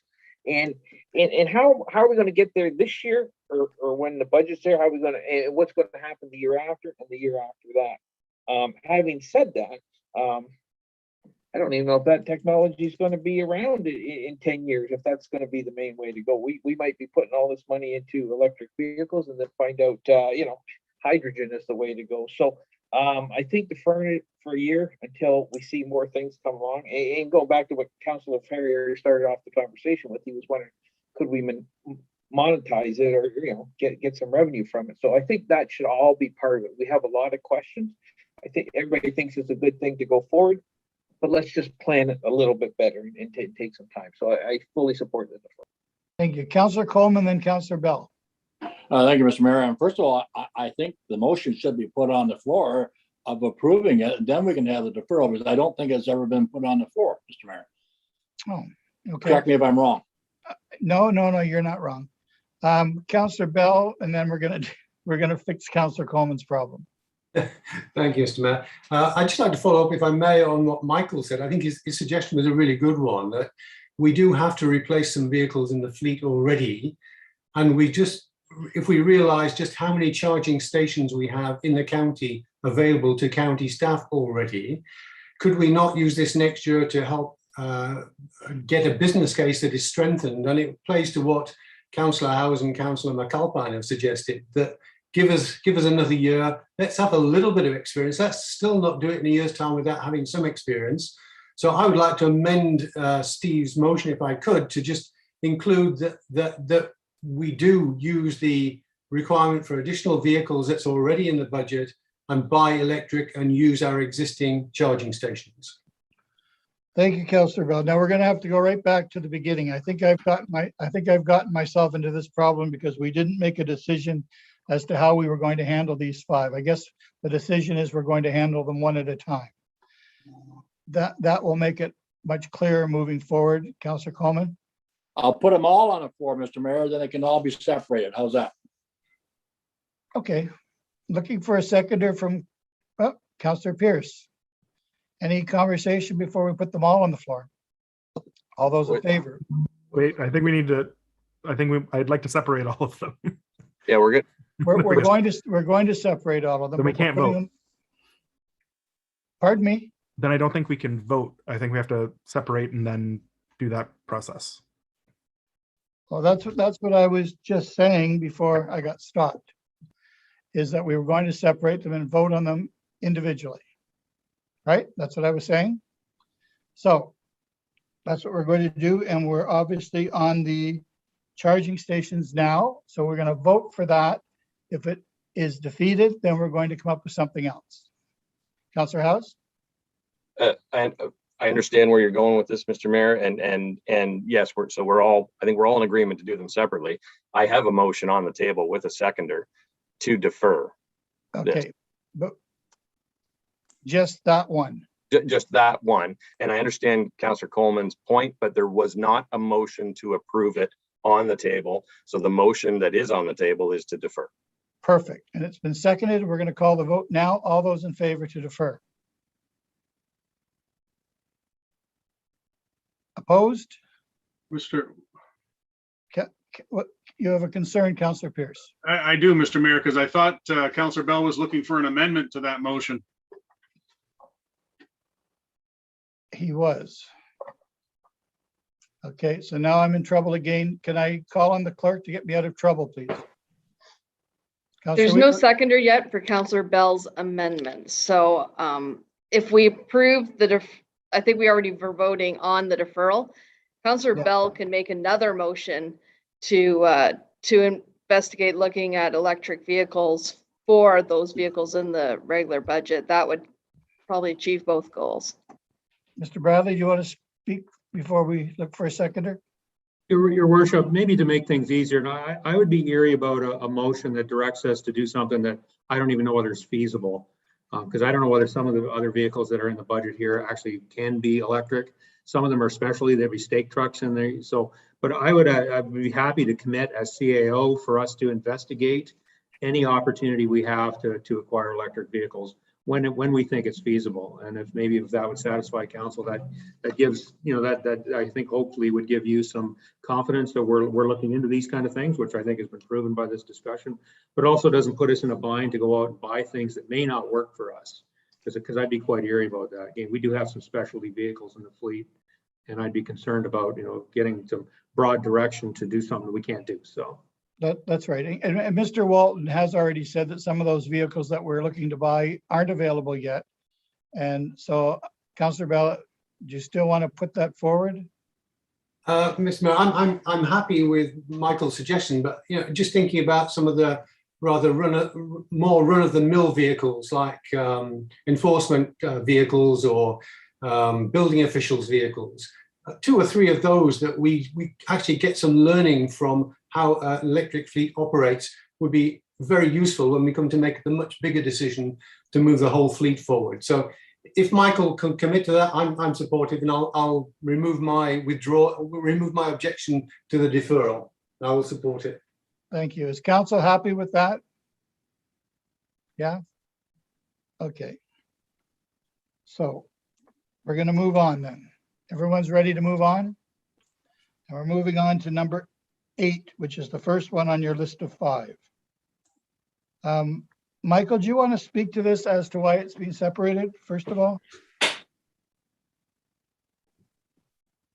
Sure, Your Worship. So we had 4 IT positions in the budget, and I chatted with the director of IT a little bit over the last little while, because I recognize it was a fairly big ask, but it is a group that's pretty stretched right now. So this would be our lowest of the 4 positions in terms of need. This is a best management thing. Obviously, network security and network resilience is important to us. But with the additional resources you've just put on, that does give that group some new weight, and I think this could be deferred until next year. However, it's an area that is of concern to us. It's certainly something that the municipalities are very cognizant of right now. We've seen what can happen with an attack, a cyber attack on a municipality's internal networks, and how damaging that can be. So every resource we can throw at that to protect ourselves from that is good. But again, this one we believe could wait till a future year. So, but we did put it forward. It's just we want council to realize that we're thinking about these things. We know it's a topical topic, I guess, in the municipal sector. So Yeah, thanks, Michael. Councillor Pierce, please. Thanks, Mr. Mayor. So just to confirm, it's already on the table here, correct? It is. Okay. So I'd like to speak to it then. Just a minute. It's not on the table. Okay, I'll move it to get it on the table. Thank you. I'm looking for a seconder to get it on the table. Councillor Ferrier, thank you. All those in favor? I want to speak. We don't do that yet. Sorry, Councillor Pierce. Thank you. As far as I'm concerned, and Michael, was a lot of the stuff you said earlier on today in regards to the number of staff we're going to have working remotely, and you're right, the world of cyber is becoming more tangled every day. I don't think we should be waiting on something like this, especially with the direction that the county is going. I think our IT department needs some help, and it's not a diss to any one of them that are in there, because they're doing a fantastic job. But it seems that I feel that they need more support, and I think this would assist them as we move forward into the next year and the next couple of years that are coming, because I think it's only going to get more complex as to how the ITs of municipalities and the world in general is going to go. So I fully support this. Thanks, Councillor Pierce. Councillor Ferrier. Yeah, just quickly, I seconded it, not just to get on the floor. I'm seconding it because I support it as well. And I made a case recently that around social services, we actually have some folks from social services on council. In IT, Councillor Pierce is an IT professional, and I think that expertise and that voice is really valuable in this discussion, and I'm supporting this as well. Thank you. Councillor Gatward. Thank you, Mr. Mayor. Well, recently I attended a cyber forum that was put on by AMO and MISA, and it was quite eye-opening to me to see all the things that we could be facing, or probably do face now. We obviously have great IT staff because they have avoided us having a problem to date that we have seen in other corporations.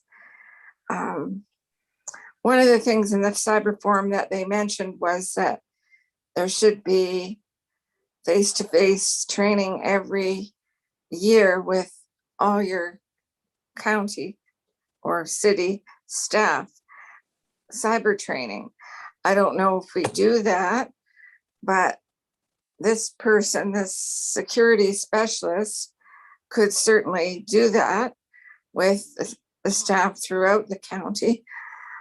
It is very important, and I'm not one to readily support new positions always, but I do support this after attending the cyber security forum recently. Thank you. Thank you. Are there any other questions? Councillor Miller. Yeah, thank you, Mr. Mayor. Yeah, this will be the fourth position added to IT. I would rather get the 3 in there, see how things are going, and then see this come back next year. So I don't know if you want to defeat or if you will entertain a deferral motion at this time until the next budget.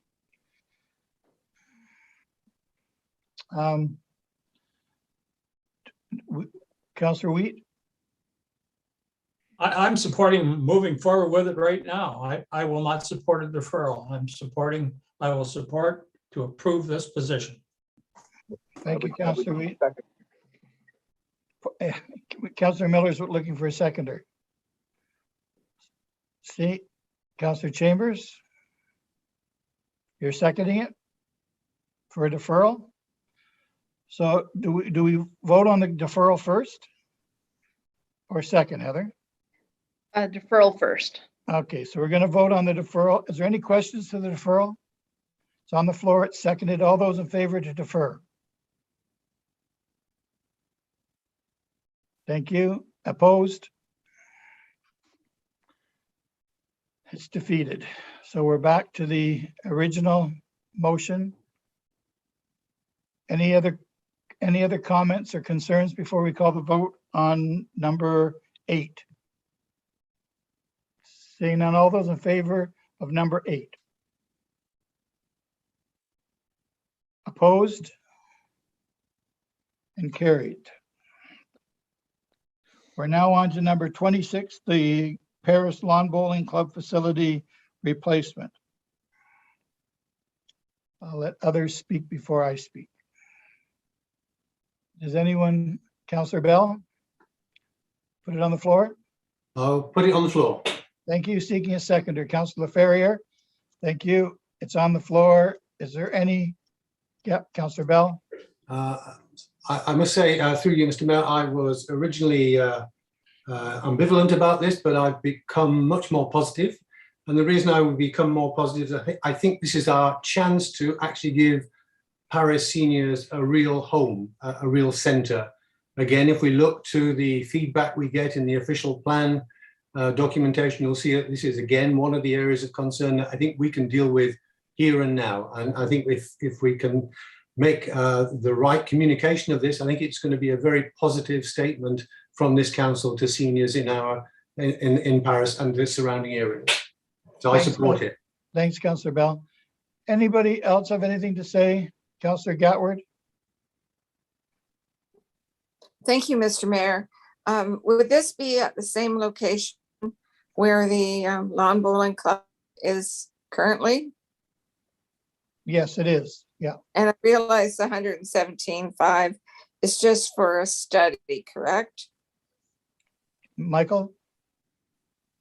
Through you, your worship, this is for the design work. The study on whether to replace it or not has already been taken place, and I believe council has approved that study, so. I bet you were thanking him again, Councillor Gatward. No, I was saying it's design work to design the actual building, and it's in the same location though. Yes, it is. Okay, thank you. Thank you. Councillor Chambers. Yeah, a few years ago, we endorsed the concept of lawn bowling and put ourselves in a positive light with regard to lawn bowling, and there's potential there for not only seniors, but for other people. Councillor Pierce will recollect that at that committee meeting, we had the presentations, and it could be a very popular thing. It's going to have to be worked on to become popular, but once it does offer recreation in ways that can benefit not only seniors, but fellows like me and everybody else for that matter. Thank you, Councillor Chambers. Are there any other comments? Well, Michael? Your worship, if council would indulge me just for a second, I just wanted to maybe bring something up. So I believe my math would suggest with the approval of the network security and safety specialist, you'd be at 3.15% on the tax levy increase. Most of the items that council's been wrestling with over the last hour or so are ongoing items, and it's always it's good to put ongoing items into the tax levy, so they're funded on an ongoing basis. These are one-time items, and I just thought I would mention the contingency reserve right now is in a healthy state. It's not too healthy, but it's in a healthy state. So on January 1st this year, it would have about $2 million. Or January 1st of 2022, it would have about $2 million in it. Now, it's worth remembering to council, I think that a minimum target for the contingency reserve, if we learn nothing else during COVID-19, should be $1.2 million. And it's also worth remembering that we've got some evolving projects that we will be looking towards a contingency reserve to fund. I'll give you an example. We've bought a piece of property in St. George, and there's going to be some rehab work on that property. You'll be getting a report on that, but we don't have that money in the budget because we don't really have a plan yet. So the contingency reserve is a good thing to have to fund those, but there would be an opportunity for these one-time kind of items, such as the Paris Lawn Bowling Club, to draw some additional funds out of the contingency reserve. You've got a little bit of space, I would say, and that's just an option for council if you wanted to kind of hold the line on your current tax levy for a project of this nature. So I just wanted to throw that out there at the appropriate time. I think that's something council may want to consider, although having a healthy contingency reserve is also a very good thing. So happy to answer any questions about that as well, your worship. Thanks, Michael. Councillor Pierce. Thank you, Mr. Mayor. Through you to Michael. I appreciate that statement, but as far as this particular one with the lawn bowling club, we've been putting this off for about 3 years now, and we moved it to the next one, and then we moved it to the next one. I think we need to walk the walk on this one, and I don't want to take it out of the contingency fund. As you say, there's other projects there, and if we want to have 1.2 in there, I don't think it'll take long to eat that other up. I think it's a line item here on the budget. I would like to keep it in the budget, and I'm fully in support of it as is. Thank you. Are there any? Yep, Sorry, Michael. You were, and I just wanted to clarify. I'm not suggesting. I'm just suggesting that this being a one-time item, rather than adding it to the tax levy, noting that it wouldn't. This is only a one-time project. You could fund it from reserve. So the project would be funded. It would be funded from this year. It just, you wouldn't have to add that. It wouldn't increase your tax levy. It would just draw down the reserve a little bit. So I thought this might be an applicable project to do that with. So just to clarify, I don't think my comment was meant to take the project out. It was just to fund it in a different way than adding it to the tax levy. So hopefully that clarifies. Appreciate that. Actually, that sounds like a really good idea. Councillor Gatward. Thank you, Mr. Mayor. Yes, I agree with that because 3.04 was $96, Heather said. And now with the addition of the security specialist, we're up to 3.15, but we didn't get a dollar number from Heather on the 3.15, what the tax increase on the median home would be. Does Heather have that, please? Heather. Through you, Mr. Mayor, with a tax increase percentage of 3.15, the dollar increase is $95.97. 3.15? Yes. And that's adding the security specialist. Yes. Oh, okay, because it's $95. Okay, because I had $96 written down for 3.04. It was 92. So that wasn't correct then. No, it was 92.67 for 3.04%. Okay, 92. Okay. Yeah. Thank you. Yeah. And I think what Mr. Bradley suggested is a good idea. I think that there's a lot of seniors that are on fixed income struggling, and $95 increase in their taxes probably eats up any cost of living allowance they might get from the federal government on their old age security. I don't know what the plan is for increasing seniors,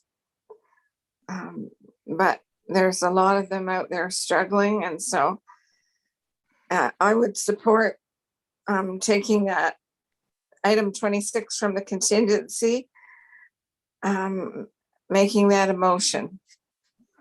Seeking a second. Seeking a second, and you have one in Councillor Howe's. So we're going to vote on that first then. All those in, is there any questions? Anything anyone wants to say? Okay, we'll call the vote. Councillor Gatward and Councillor Howe's, all those in favor? Opposed? Councillor Wheat's opposed. Thank you. I think that's a really good idea. I'm glad it's not being delayed because there's lots of funding that's going to come with that. There's lots of donations that are waiting to come in for that. It's going to be very well received, and I'm very glad that we didn't delay it. So thank you for that. Mr. Mayor, do we still have to vote on it? We still have to vote on it. That's right. It's on the floor though, right? Yeah. All those in favor? Opposed? Carried. Thank you. We're down to number 27, please. That's the request to St. Joseph's. Put it on the floor, please. Councillor Miller. No. Oh, you're gonna. Yeah, I'm gonna declare a conflict of interest, so That's right. don't put me down as the mover, please. No, you just get it there. Make your face go away. There you go. Councillor Howes is putting it on the floor, seconded by Councillor Pierce. It's now on the floor, and Councillor Miller has disappeared, and Councillor Gatward wants to speak to it. Thank you, Mr. Mayor. Well, if I recall correctly, and I think I do, the request for the $70,000 was for an extra staff position at the St. Joe's Life Care Center to enhance their staffing and training. And we don't come to council at the John Noble and ask for these type of grants or financial assistance. And they receive funding from the ministry just like we do as a nonprofit long-term care home. So I can't support this request. I could support the hospice, which We're not there yet, Councillor Gatward. I know, but this is a staff position, and I can't support this request. If we do this, then we'll have others coming for the same thing. Thank you. Thanks, Councillor Gatward. Are there any other, Mark, Councillor Ferrier, you're next, and then Councillor Wheat. Mayor Bailey, I just want to speak to this. I believe Councillor Gatward's only partly correct in her assessment on this. I remember asking this specifically when they came for a grant, and we deferred the grant to budget because of the cost of it. This is a one-time position for one term that is designed to enhance the services for all the folks that utilize that service in the city, the county, the region, et cetera. And to me, I will be supporting this because I see this as an investment, and they did the right thing. They came to ask for a grant and we deferred. And to me, that I also sort of hinted in my question, they keep coming to council and we keep denying them for reasons about the history, and we've said they would be weaned off. But this isn't asking for operating funding. This isn't asking for capital funding. This is a very specific one-time ask that they made to enhance services that our residents use. And we talk about community safety and well-being. We talk about seniors. And we talk about families with a lot of these things. And to me, this is reasonable. This is less than they've asked in the past.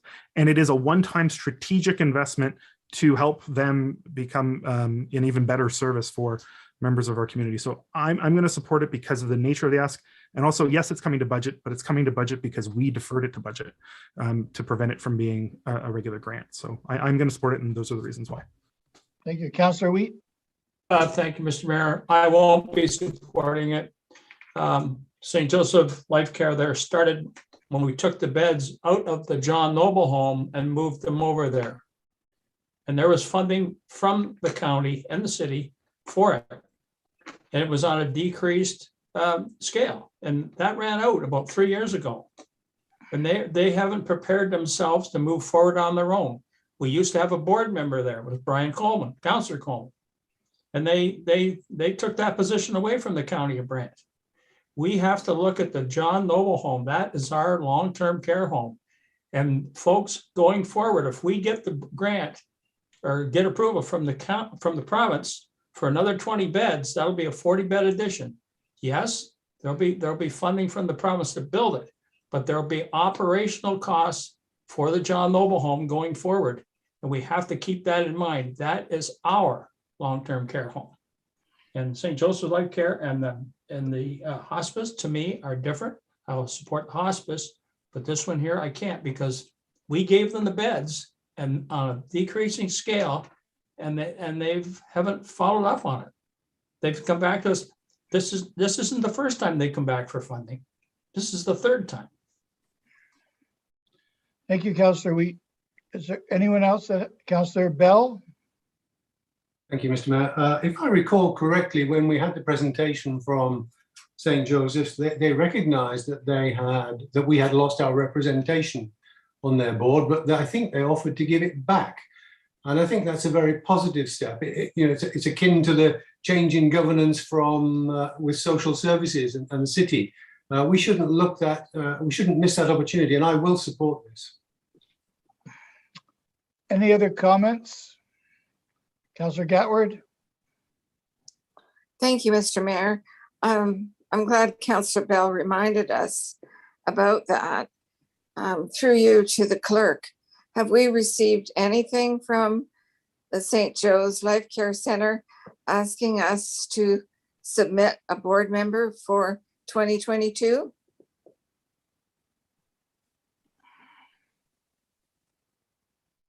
Heather? I haven't seen anything, no. Okay, thank you. Any other questions or comments? No, seeing none. Call the vote. All those in favor to support? Opposed? Heather? I can't see how Councillor Chambers has voted. I was just going to ask, has Councillor Chambers left the meeting? Or I don't know if he's still on or not. That's a problem. He's in the participant list. We do have a quorum, Mr. Mayor. It was a tie vote. Yep. No, was it? Yes, it was a tie vote, I believe. No, it's 4-5 with who's here. 5-4, I should say. 5-4. Was it 5-4? So it's approved? Heather? Isn't there 10? Yeah, because David Miller, Councillor Miller's also off. Yep, no, we're 5-4. It's approved. Thank you. That's fine. Thank you. We're going to move on then to number 26. It's from the request from Stedman. Put it on the floor. Councillor Gatward's putting it on the floor. Councillor No, Pierce? not Mr. Number Mayor. 28, Mr. Mayor. Mr. Mayor, if I might, I want to propose another motion regarding that St. Joe's Life Care Center, $70,000, that it be taken from the contingency. As Councillor LaFerriere said, it's a one-time thing. Mr. Mayor, point of order. We've already voted on it. Yeah. Well, yes, we have, but that doesn't mean we can't take it out of contingency. It was voted on for a budget item. Sorry, Mr. Mayor, through you. Yeah. I think Councillor Pierce is right. I wished he was wrong, but I think he's right. And Heather Boyd's going to tell us who's right. The motion that was approved was to add that into the budget. Is there anything Councillor Gatward can bring forward now to take it out of contingency? Well, this will be a committee of the whole recommendation to council, so it will get voted on again at council if she wants to revisit it at that point. Okay, They have a thank you. solution, Mr. Mayor. Okay, Councillor Laferriere. Can I move that this be taken out of contingency, the Stedman Hospice? Well, let's finish off Councillor Gatward first, so that we know what we're doing moving forward. Because I think you're right. I think it can be. But Councillor Gatward, you heard Heather Boyd that you can bring it back at another time. Take it out of contingency. You've missed the vote tonight. Michael? Through you, Mr. Mayor, Heather was correct. The motion to approve the decision package has been made, but at any given time, a councillor can move to bring additional funds out of the contingency reserve. Even tonight. We are in committee of the whole, so the purpose of this committee of the whole is to assemble all of council's directions to bring us to a final budget. So Okay. if the councillor wanted to move to add additional 70,000, to take additional $70,000 from the contingency reserve, that motion could be made, or it could be made in conjunction with a motion to approve a decision package. Okay, so before we go to you, Councillor Bell, Councillor Gatward, I'm going to give you the opportunity to do what you like. Well, I think about last year's budget, we took 400,000 out of contingency to lower the rate down. And so far, we've only taken 117,500. Can you put it in the form of a motion, Councillor Gatward, so I can get a seconder for you? Okay, I'll move then, Mr. Mayor, that we take an additional $70,000 from the contingency fund to fund St. Joseph's. Well, no, I don't want to say that because Councillor Pierce is saying I can't do that. Well, But Mr. Bradley just said you can. In general, he said, I believe, Yes. in general. All right. So I'm gonna just move. Seconded. Seconded by Councillor Laferriere. Is there any other comments or questions to what Councillor Gatward has brought forward? Councillor Pierce and then Councillor Bell. Thank you, Mr. Mayor. Through you. If this is the way we're going to go, that's fine. But there was a suggestion about potentially for the one that we're going to be voting on here, the hospice. So I'm just putting this out to Councillor Gatward. Did she want to increase that allocation to combine the two of them, or does she only want to do the 70,000? I think, Councillor Pierce, we've made the decision to do them individually. So I think we better just do the 70 and then someone else can do it in turn for the 100, just to keep them separate with people's names attached to them. Okay. If that's okay with you. That way it's all clear as mud to everyone who's watching. So Councillor Gatward has it on the floor, seconded by Councillor Laferriere. All those in favor to take 70 from the, yep. Opposed? Councillor Wheat. Yeah, and it's carried. Thank you. Thank you, Joan, for figuring that out for me. Mr. Mayor, if I just could make the comment I was going to make. All right. We're slicing and dicing here on use of contingency. I think last year we got to the end and then said, how should we adjust in total? I don't mind going this way, but we should remember what we've done in the past. If it ends up with the same answer, I don't mind, but we should be alert to the fact that we did it differently last year. We did a lot of things differently last year, Councillor Bell, and we have a little bit more money this year to do these one-time deals. So I think we need to do it while we can. So that's been passed. Councillor Gatward's been heard. We're now going to go to the final one, which is number 28. I'm looking for someone to get it on the floor. Councillor Pierce and Councillor Howes. It's on the floor. It's up for discussion. Comments? Councillor Pierce. I can't hear you, Councillor Pierce. Yep, my mute button was hidden there. Sorry, Mr. Mayor. Yeah, I'm in full support of this. I don't think we need to get into in depth of what they do. We all know what they do and how important it is, and I'm full support of this. And at the appropriate time, I'll make the motion that it comes from contingency. Perfect, Councillor Pierce, that's perfect. It's been seconded, and the seconder is, sees that as a friendly. Yeah, okay. Any comments? Councillor Coleman, please. No, no comments? No, there's no comments, and the money's coming out of contingency. Everyone's clear. All those in favor? Opposed? And carried. Thank you. That didn't hurt quite as much as I thought it was going to. Now we're going to go to the removed decision packages, which there's two, number 12 and number 19. We'll keep Mr. them- Mayor, Yes, sir. if I may, there's still a motion on the floor to consider sidewalks and the inclusion of $100,000 for that. There is a motion which was seconded. Maybe Councillor Coleman would feel comfortable that we made that decision now. Well, why don't we just do the last two and be done with all of this, and then we'll do yours.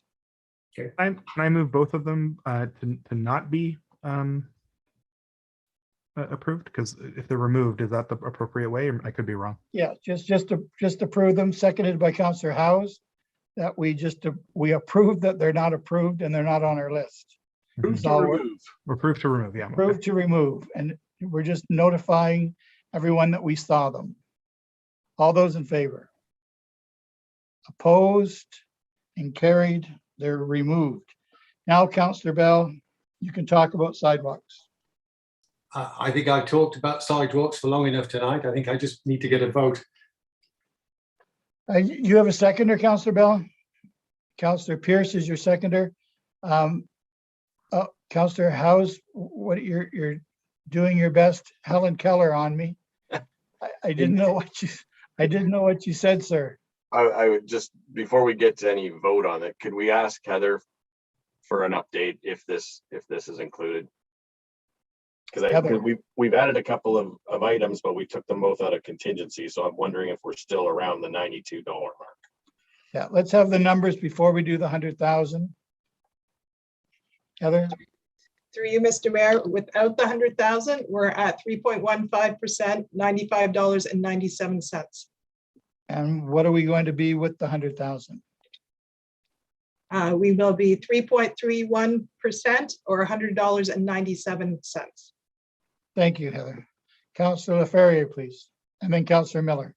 Question, is this an ongoing sum or is this a one-time? I'm supportive either way, but I want to know what we're voting on. Is this an add to the base budget every year, or is this for this purpose, or is this a one-off? Councillor Bell? Thank you, Mr. Mayor. My belief will be that it will be ongoing. I don't think $100,000 will do all that we need to do. And when we come to talk about the official plan later in the week, it's one of those areas where we could be much more committal and say that by 2030, we will have sidewalks on every urban street. So I would see it continuing.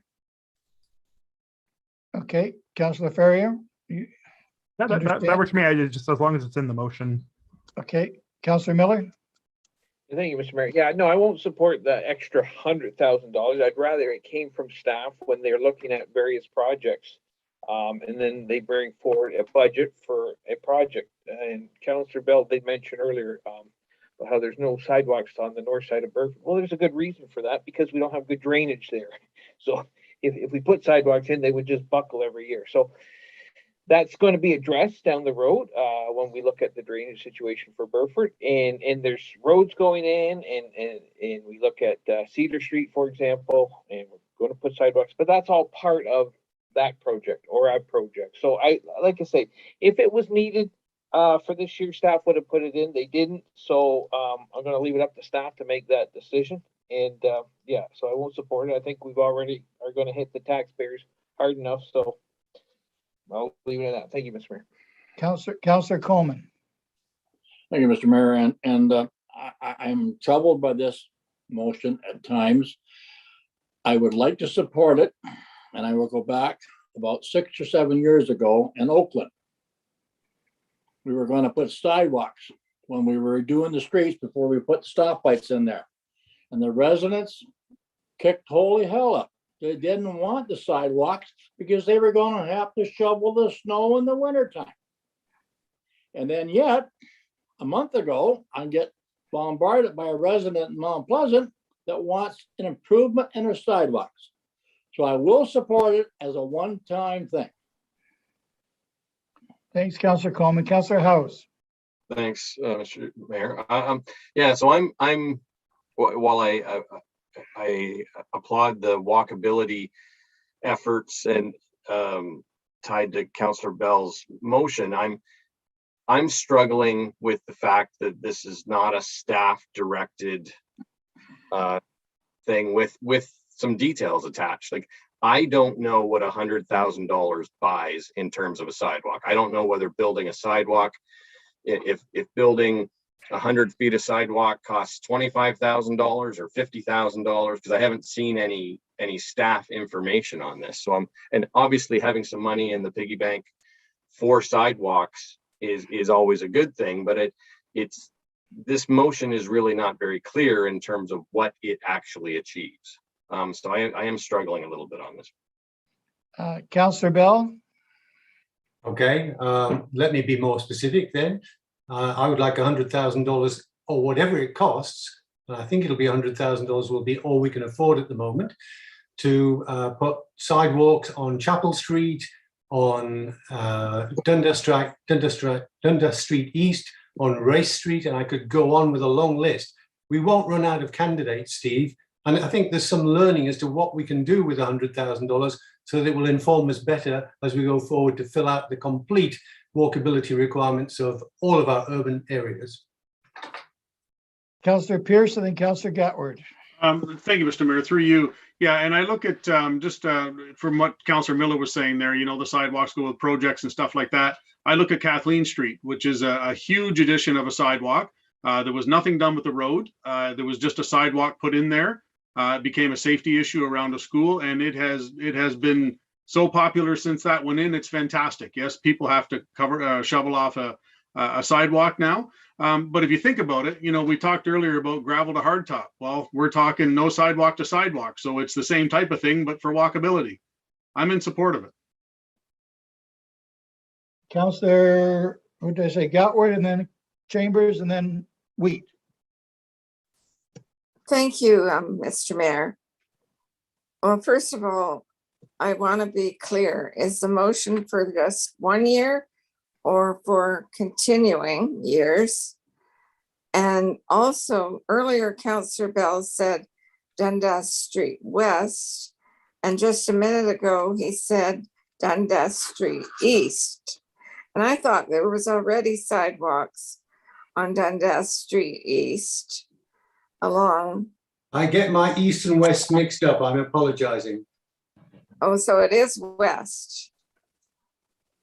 Oh, it is west that you're, and through you, then Mr. Mayor, to General Manager Walton. I know that we've been working out in that area with water services and various infrastructure. Will there be a project along Dundas Street West? Particularly, well, we've deferred the one subdivision, but I'm just wondering if the sidewalks would go in then, rather than put in sidewalks and then have a big construction project and wreck the sidewalks. Mr. Walton. Through you, Mr. Mayor, to Councillor Gatward. The project that's going to go on in 2022 is just it crosses King Edward and goes up Dundas Street West in the area of Chapel and there towards the M Sharp Reservoir. So the area over by the Nith Peninsula subdivision, no, we're not doing work over there in this year. So yeah, thank you. If I might, Mr. Mayor, follow up. Yeah. Don't sometimes we request that developers pay for sidewalks? Mr. Walton, do we do that? Through you, Mr. Mayor, to council, occasionally, yes.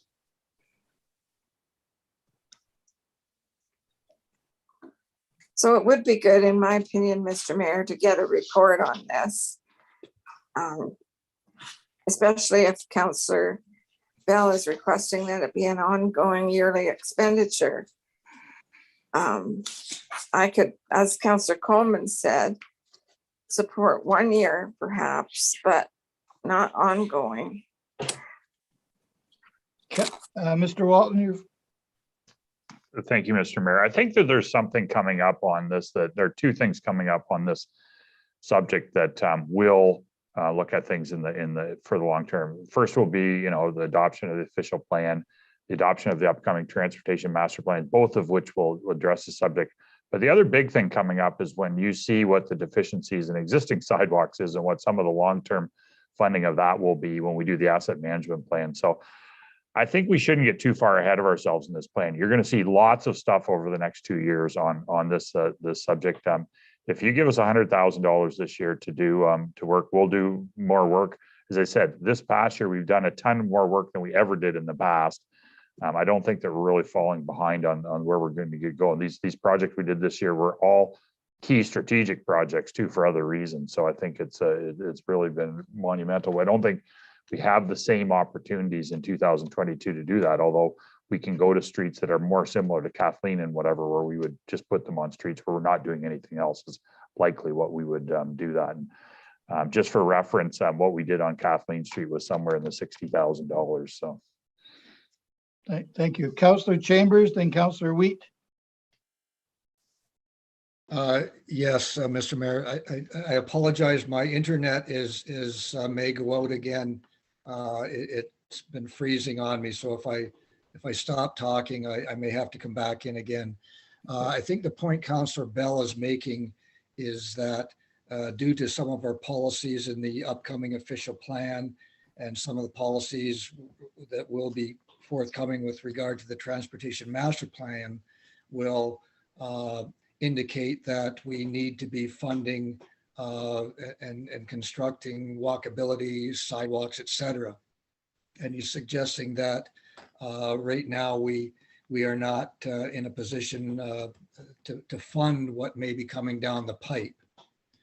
What I would like to do, and I can support putting money aside, perhaps in what I'll call a sidewalk reserve to be used for ongoing sidewalk issues and in anticipation of some expenses that may be forthcoming as we move to a more walkable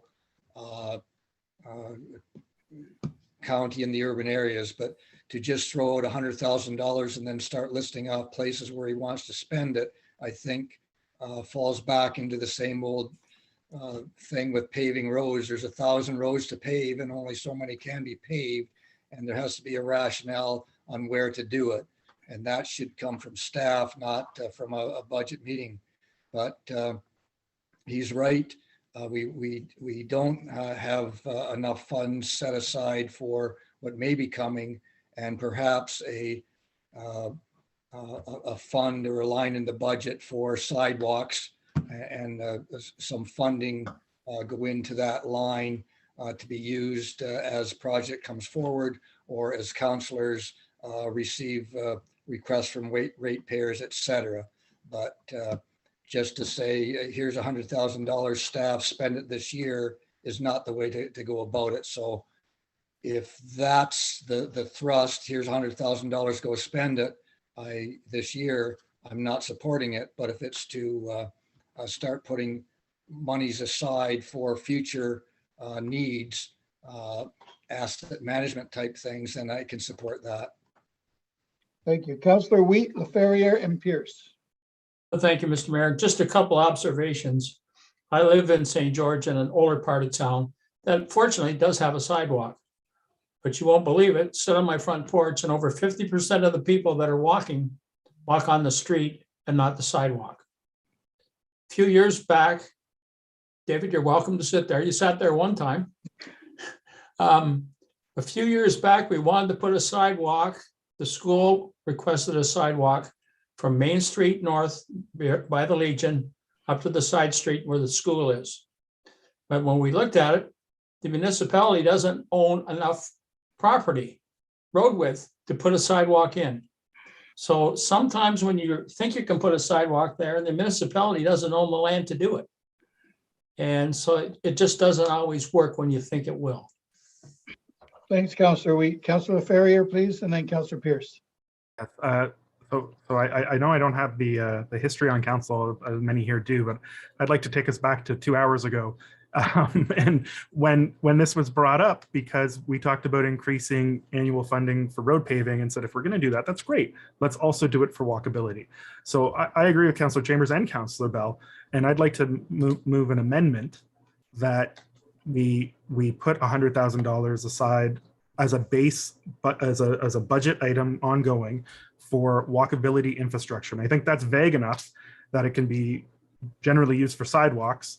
But it kind of meets all the needs of what's been talked about here in a way that is added to our base budget ongoing, so that we continue to build that infrastructure in the same way we like to build the infrastructure of our paved roads. So seeking a seconder. Councillor Chambers is your seconder. Councillor Chambers and I are now supporting a reserve together. How great is this? We fought on this many times. It's been a very strange night, Councillor. Nothing would surprise me. Councillor Gatward. Oh, wait a minute. Councillor Pierce was next, then Councillor Gatward. I'm fine, Mr. Mayor. Move on. Thank you. Councillor Gatward.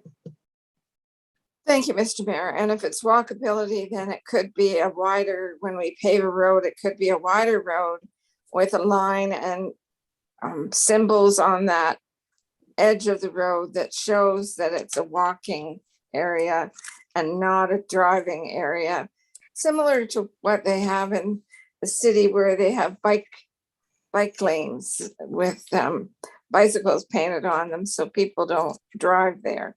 Because as Councillor Wheat said, and I agree with him, there's not always enough room to put in a sidewalk, because I've run into that situation as well in the past. So as long as this is for various scenarios to make areas more walkable, then I could support it. Thank you. Thank you. That's my lineup of speakers. Councillor Bell, one more then before we call the vote. Yeah, thank you. I'd like to thank Councillor Chambers and Councillor Ferrier. I'm supportive of what they're suggesting. What I realise is I'm just not ambitious enough, because if Councillor Chambers goes back a couple of hours in this conversation, he reminded us of Councillor Coleman throwing in $1 million a year for graded roads. Maybe I should have been more ambitious, and maybe it should have been 200,000, $500,000. I'll go with 100. Thank you. Just come out of contingency, Mr. Mayor. No, it's ongoing. My motion is that it's ongoing. Sorry. It's ongoing. My amendment. Sorry. Yeah, so it can't come out of the contingency, I wouldn't think. Well, the life care, the donation to the Stedman Community Hospice is ongoing, and it came out of contingency. No, it's not ongoing. They make the ask every year, and at any time we can say no, Councillor Gatward. Oh, I see what you mean. Okay. Yeah. So everyone has spoken, some people many times, maybe one time too many, who knows? Anyway, we're going to call the vote. All those in favor? Sidewalks forever? Anyone opposed? Councillor Miller and Councillor Wheat and Councillor Gatward. With the amendment, however. With the amendment, yeah. Okay, with that passed, we're going to go back to the original motion, which is on the floor, right? And seconded, right? As amended. Motion as amended, yeah. Yeah, and it is on the floor, though. Yes. Yes, and it's been seconded. Could the Councillor clerk read the motion, please? Heather, Yep. please read the motion. That $100,000 be added into the budget as an ongoing item for walkability infrastructure. Everyone's clear? Counselor Pierce, Mr. Mayor, I'd like a recorded vote, please. recorded vote, please, Heather. And can we know before we vote what this will do to the tax levy? Mr. Mayor, It it was doesn't already matter. said You by either the, want it or you don't want it. it was already noted by the treasurer, Mr. Mayor.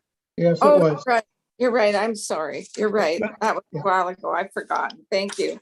Thank you. We're gonna have a recorded vote, apparently. Heather, Counselor Pierce, Yes. Counselor Chambers, Yes. Counselor Miller, No. Counselor Coleman, Yes. Counselor Gatward, Yes. Mayor Bailey, yes. Counselor Wheat, Yes, Counselor McAlpine, Yes. Counselor Ferrier, Yes. Counselor House, Yes. Counselor Bell, Yes. motion carries. Thank you. This is a good time maybe for me to say a couple of things. Being the mayor of the whole county, obviously I travel a lot through all the different wards. And just so that everyone watching here tonight knows, not everybody in the county wants their road paved. They like gravel roads. Not everyone wants a sidewalk. Not every street wants a street light. Some people like it dark to go walking. Some people like it lit to feel safe. Some people like gravel just because they like gravel. And so it's not all as cut and dry as it might seem when we make these decisions, because the decisions we've made tonight are not going to make everyone happy. We're trying to do the best we can, trying to please as many people as we can. But when we make these decisions, it takes my mind to side roads and places that don't want any of the things that we voted on tonight, and that aren't going to be happy that we're in the big hurry to pave everything and to put sidewalks everywhere and put streetlights everywhere and make it what we think is the way we want it, or most people want it.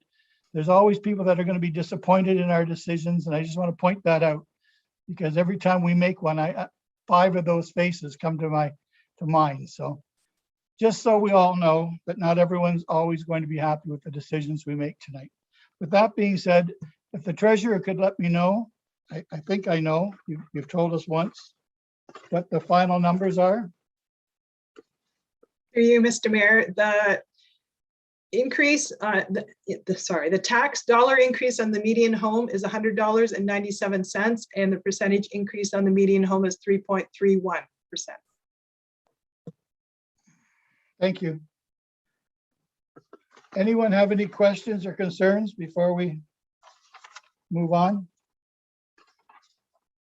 Councillor Chambers? Through you, Mr. Mayor, to the CAO, if he's still here. I don't see him. There he is. You spoke earlier this evening on the wealth of our contingency fund. I'm wondering if you may make a suggestion as to what an appropriate amount for a contingency fund would be, and if we are in a position in the financial situation where we can use some of the contingency fund to offset the levy, similar to what we did last year. Michael? thank you, Your Worship, and I'll apologize. There's a beeping in the office here, and I don't know where it's coming from. So I apologize for that. So I mentioned before, the contingency reserve starting in January 1st of 2022 would have about $2 million in it. I think if I do my math is correct, we've probably taken about, sounds like $270,000 out of that already. We will be needing some money this year. I'm aware that we do have at least one project, that would be the St. George project. We think that'll be $300,000 to $350,000. And I think an optimum target for the contingency reserve at minimum should be to always have $1.2 million in it to deal with emergencies or unforeseen circumstances. So I think at this point, probably council doesn't, I wouldn't advise council taking much more out of the contingency reserve. Maybe $100,000 would be probably the maximum I would suggest at this point, but I leave that to council's discretion. Thanks, Michael. Councillor Chambers, I'll move that $100,000 be taken from the contingency fund to offset the 2022 levy. thank you. Seeking a seconder. Councillor Coleman. Any discussion on that before we call the vote? Seeing none, all those in favor? Opposed? Councillor Wheat. Carried. Thank you. Now the numbers. To bring us back down to 3.15. For you, Mr. Mayor, that is correct. We are 3.15%, $95.97. Thank you. Okay, everyone's clear as to what we've done tonight? Any questions? That takes us to number 9 on the agenda, I believe. Heather, Mayor Bailey, we're on number 8 on the agenda. I'm sorry, I looked at number 9 and I was looking at number 8, I'm sorry. So I'm looking for a mover and a seconder. Councillor Coleman, I didn't, and Councillor Gatward, I guess, I didn't see how the hands went up. All those in favor, are there any questions? No, all those in favor? Opposed? Carried. Number 9, looking for a motion. Councillor Coleman again and Councillor Pierce. Are there any questions for number 9 for the staff report? The ratios, you have them on the back of, yeah, you know where they are. All those in favor to receive? Thank you. Number 10. At this point, we did get to this point. It says in my notes, if you get to this point, and we did. Ask the treasurer to read the budget recommendation and ask for a mover and seconder for the motion. So that's what I'm going to do. Treasurer would like to move the budget or let us know what we're voting on. For you, Mr. Mayor, that the 2022 budget as presented and amended be approved, and further that a property tax levy of $62,917,743 be approved. Seeking, yep, Councillor Pierce, looking for Councillor Howes. I have Councillor Howes. Is there any other questions? Councillor Miller? Just to be clear, Mr. Mayor, we're approving this in committee of the whole, and it won't be finalized until when? I forget the date. Are we looking at the December council meeting? First chance we get, I believe it's the December council meeting. Heather, do you have the date on that? Yeah, it'd be December 21st. Okay, so, Just in time for Christmas, Councillor Miller. okay, thank you. Thank you. We have it on the floor. It has a seconder. Are there any other questions? All those in favor? Opposed? And carried. Motion to reconvene as a council. Councillor LaFerriere, Councillor Coleman, all those in favor? We're back as the council of the county of Brant. Michael, if you could let us know what's next, please.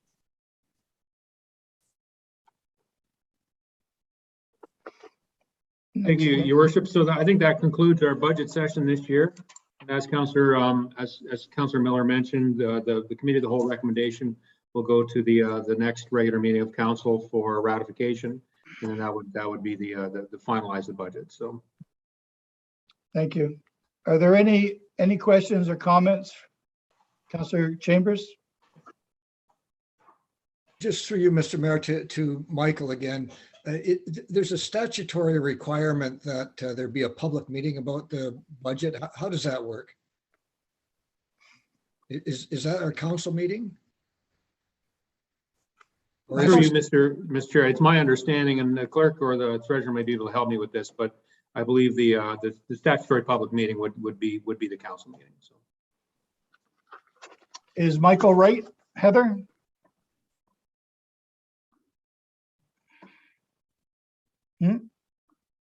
Heather Boyd? I'm not 100% sure what the legislation says exactly, but if a statutory public hearing is needed, we will set it up for the council meeting. All right, perfect. Any other questions? Seeing none, I'm going to look for a motion to adjourn. Councillor Coleman, thank you. We stand adjourned. Have a good evening. Thank you, everyone. Thank you to staff.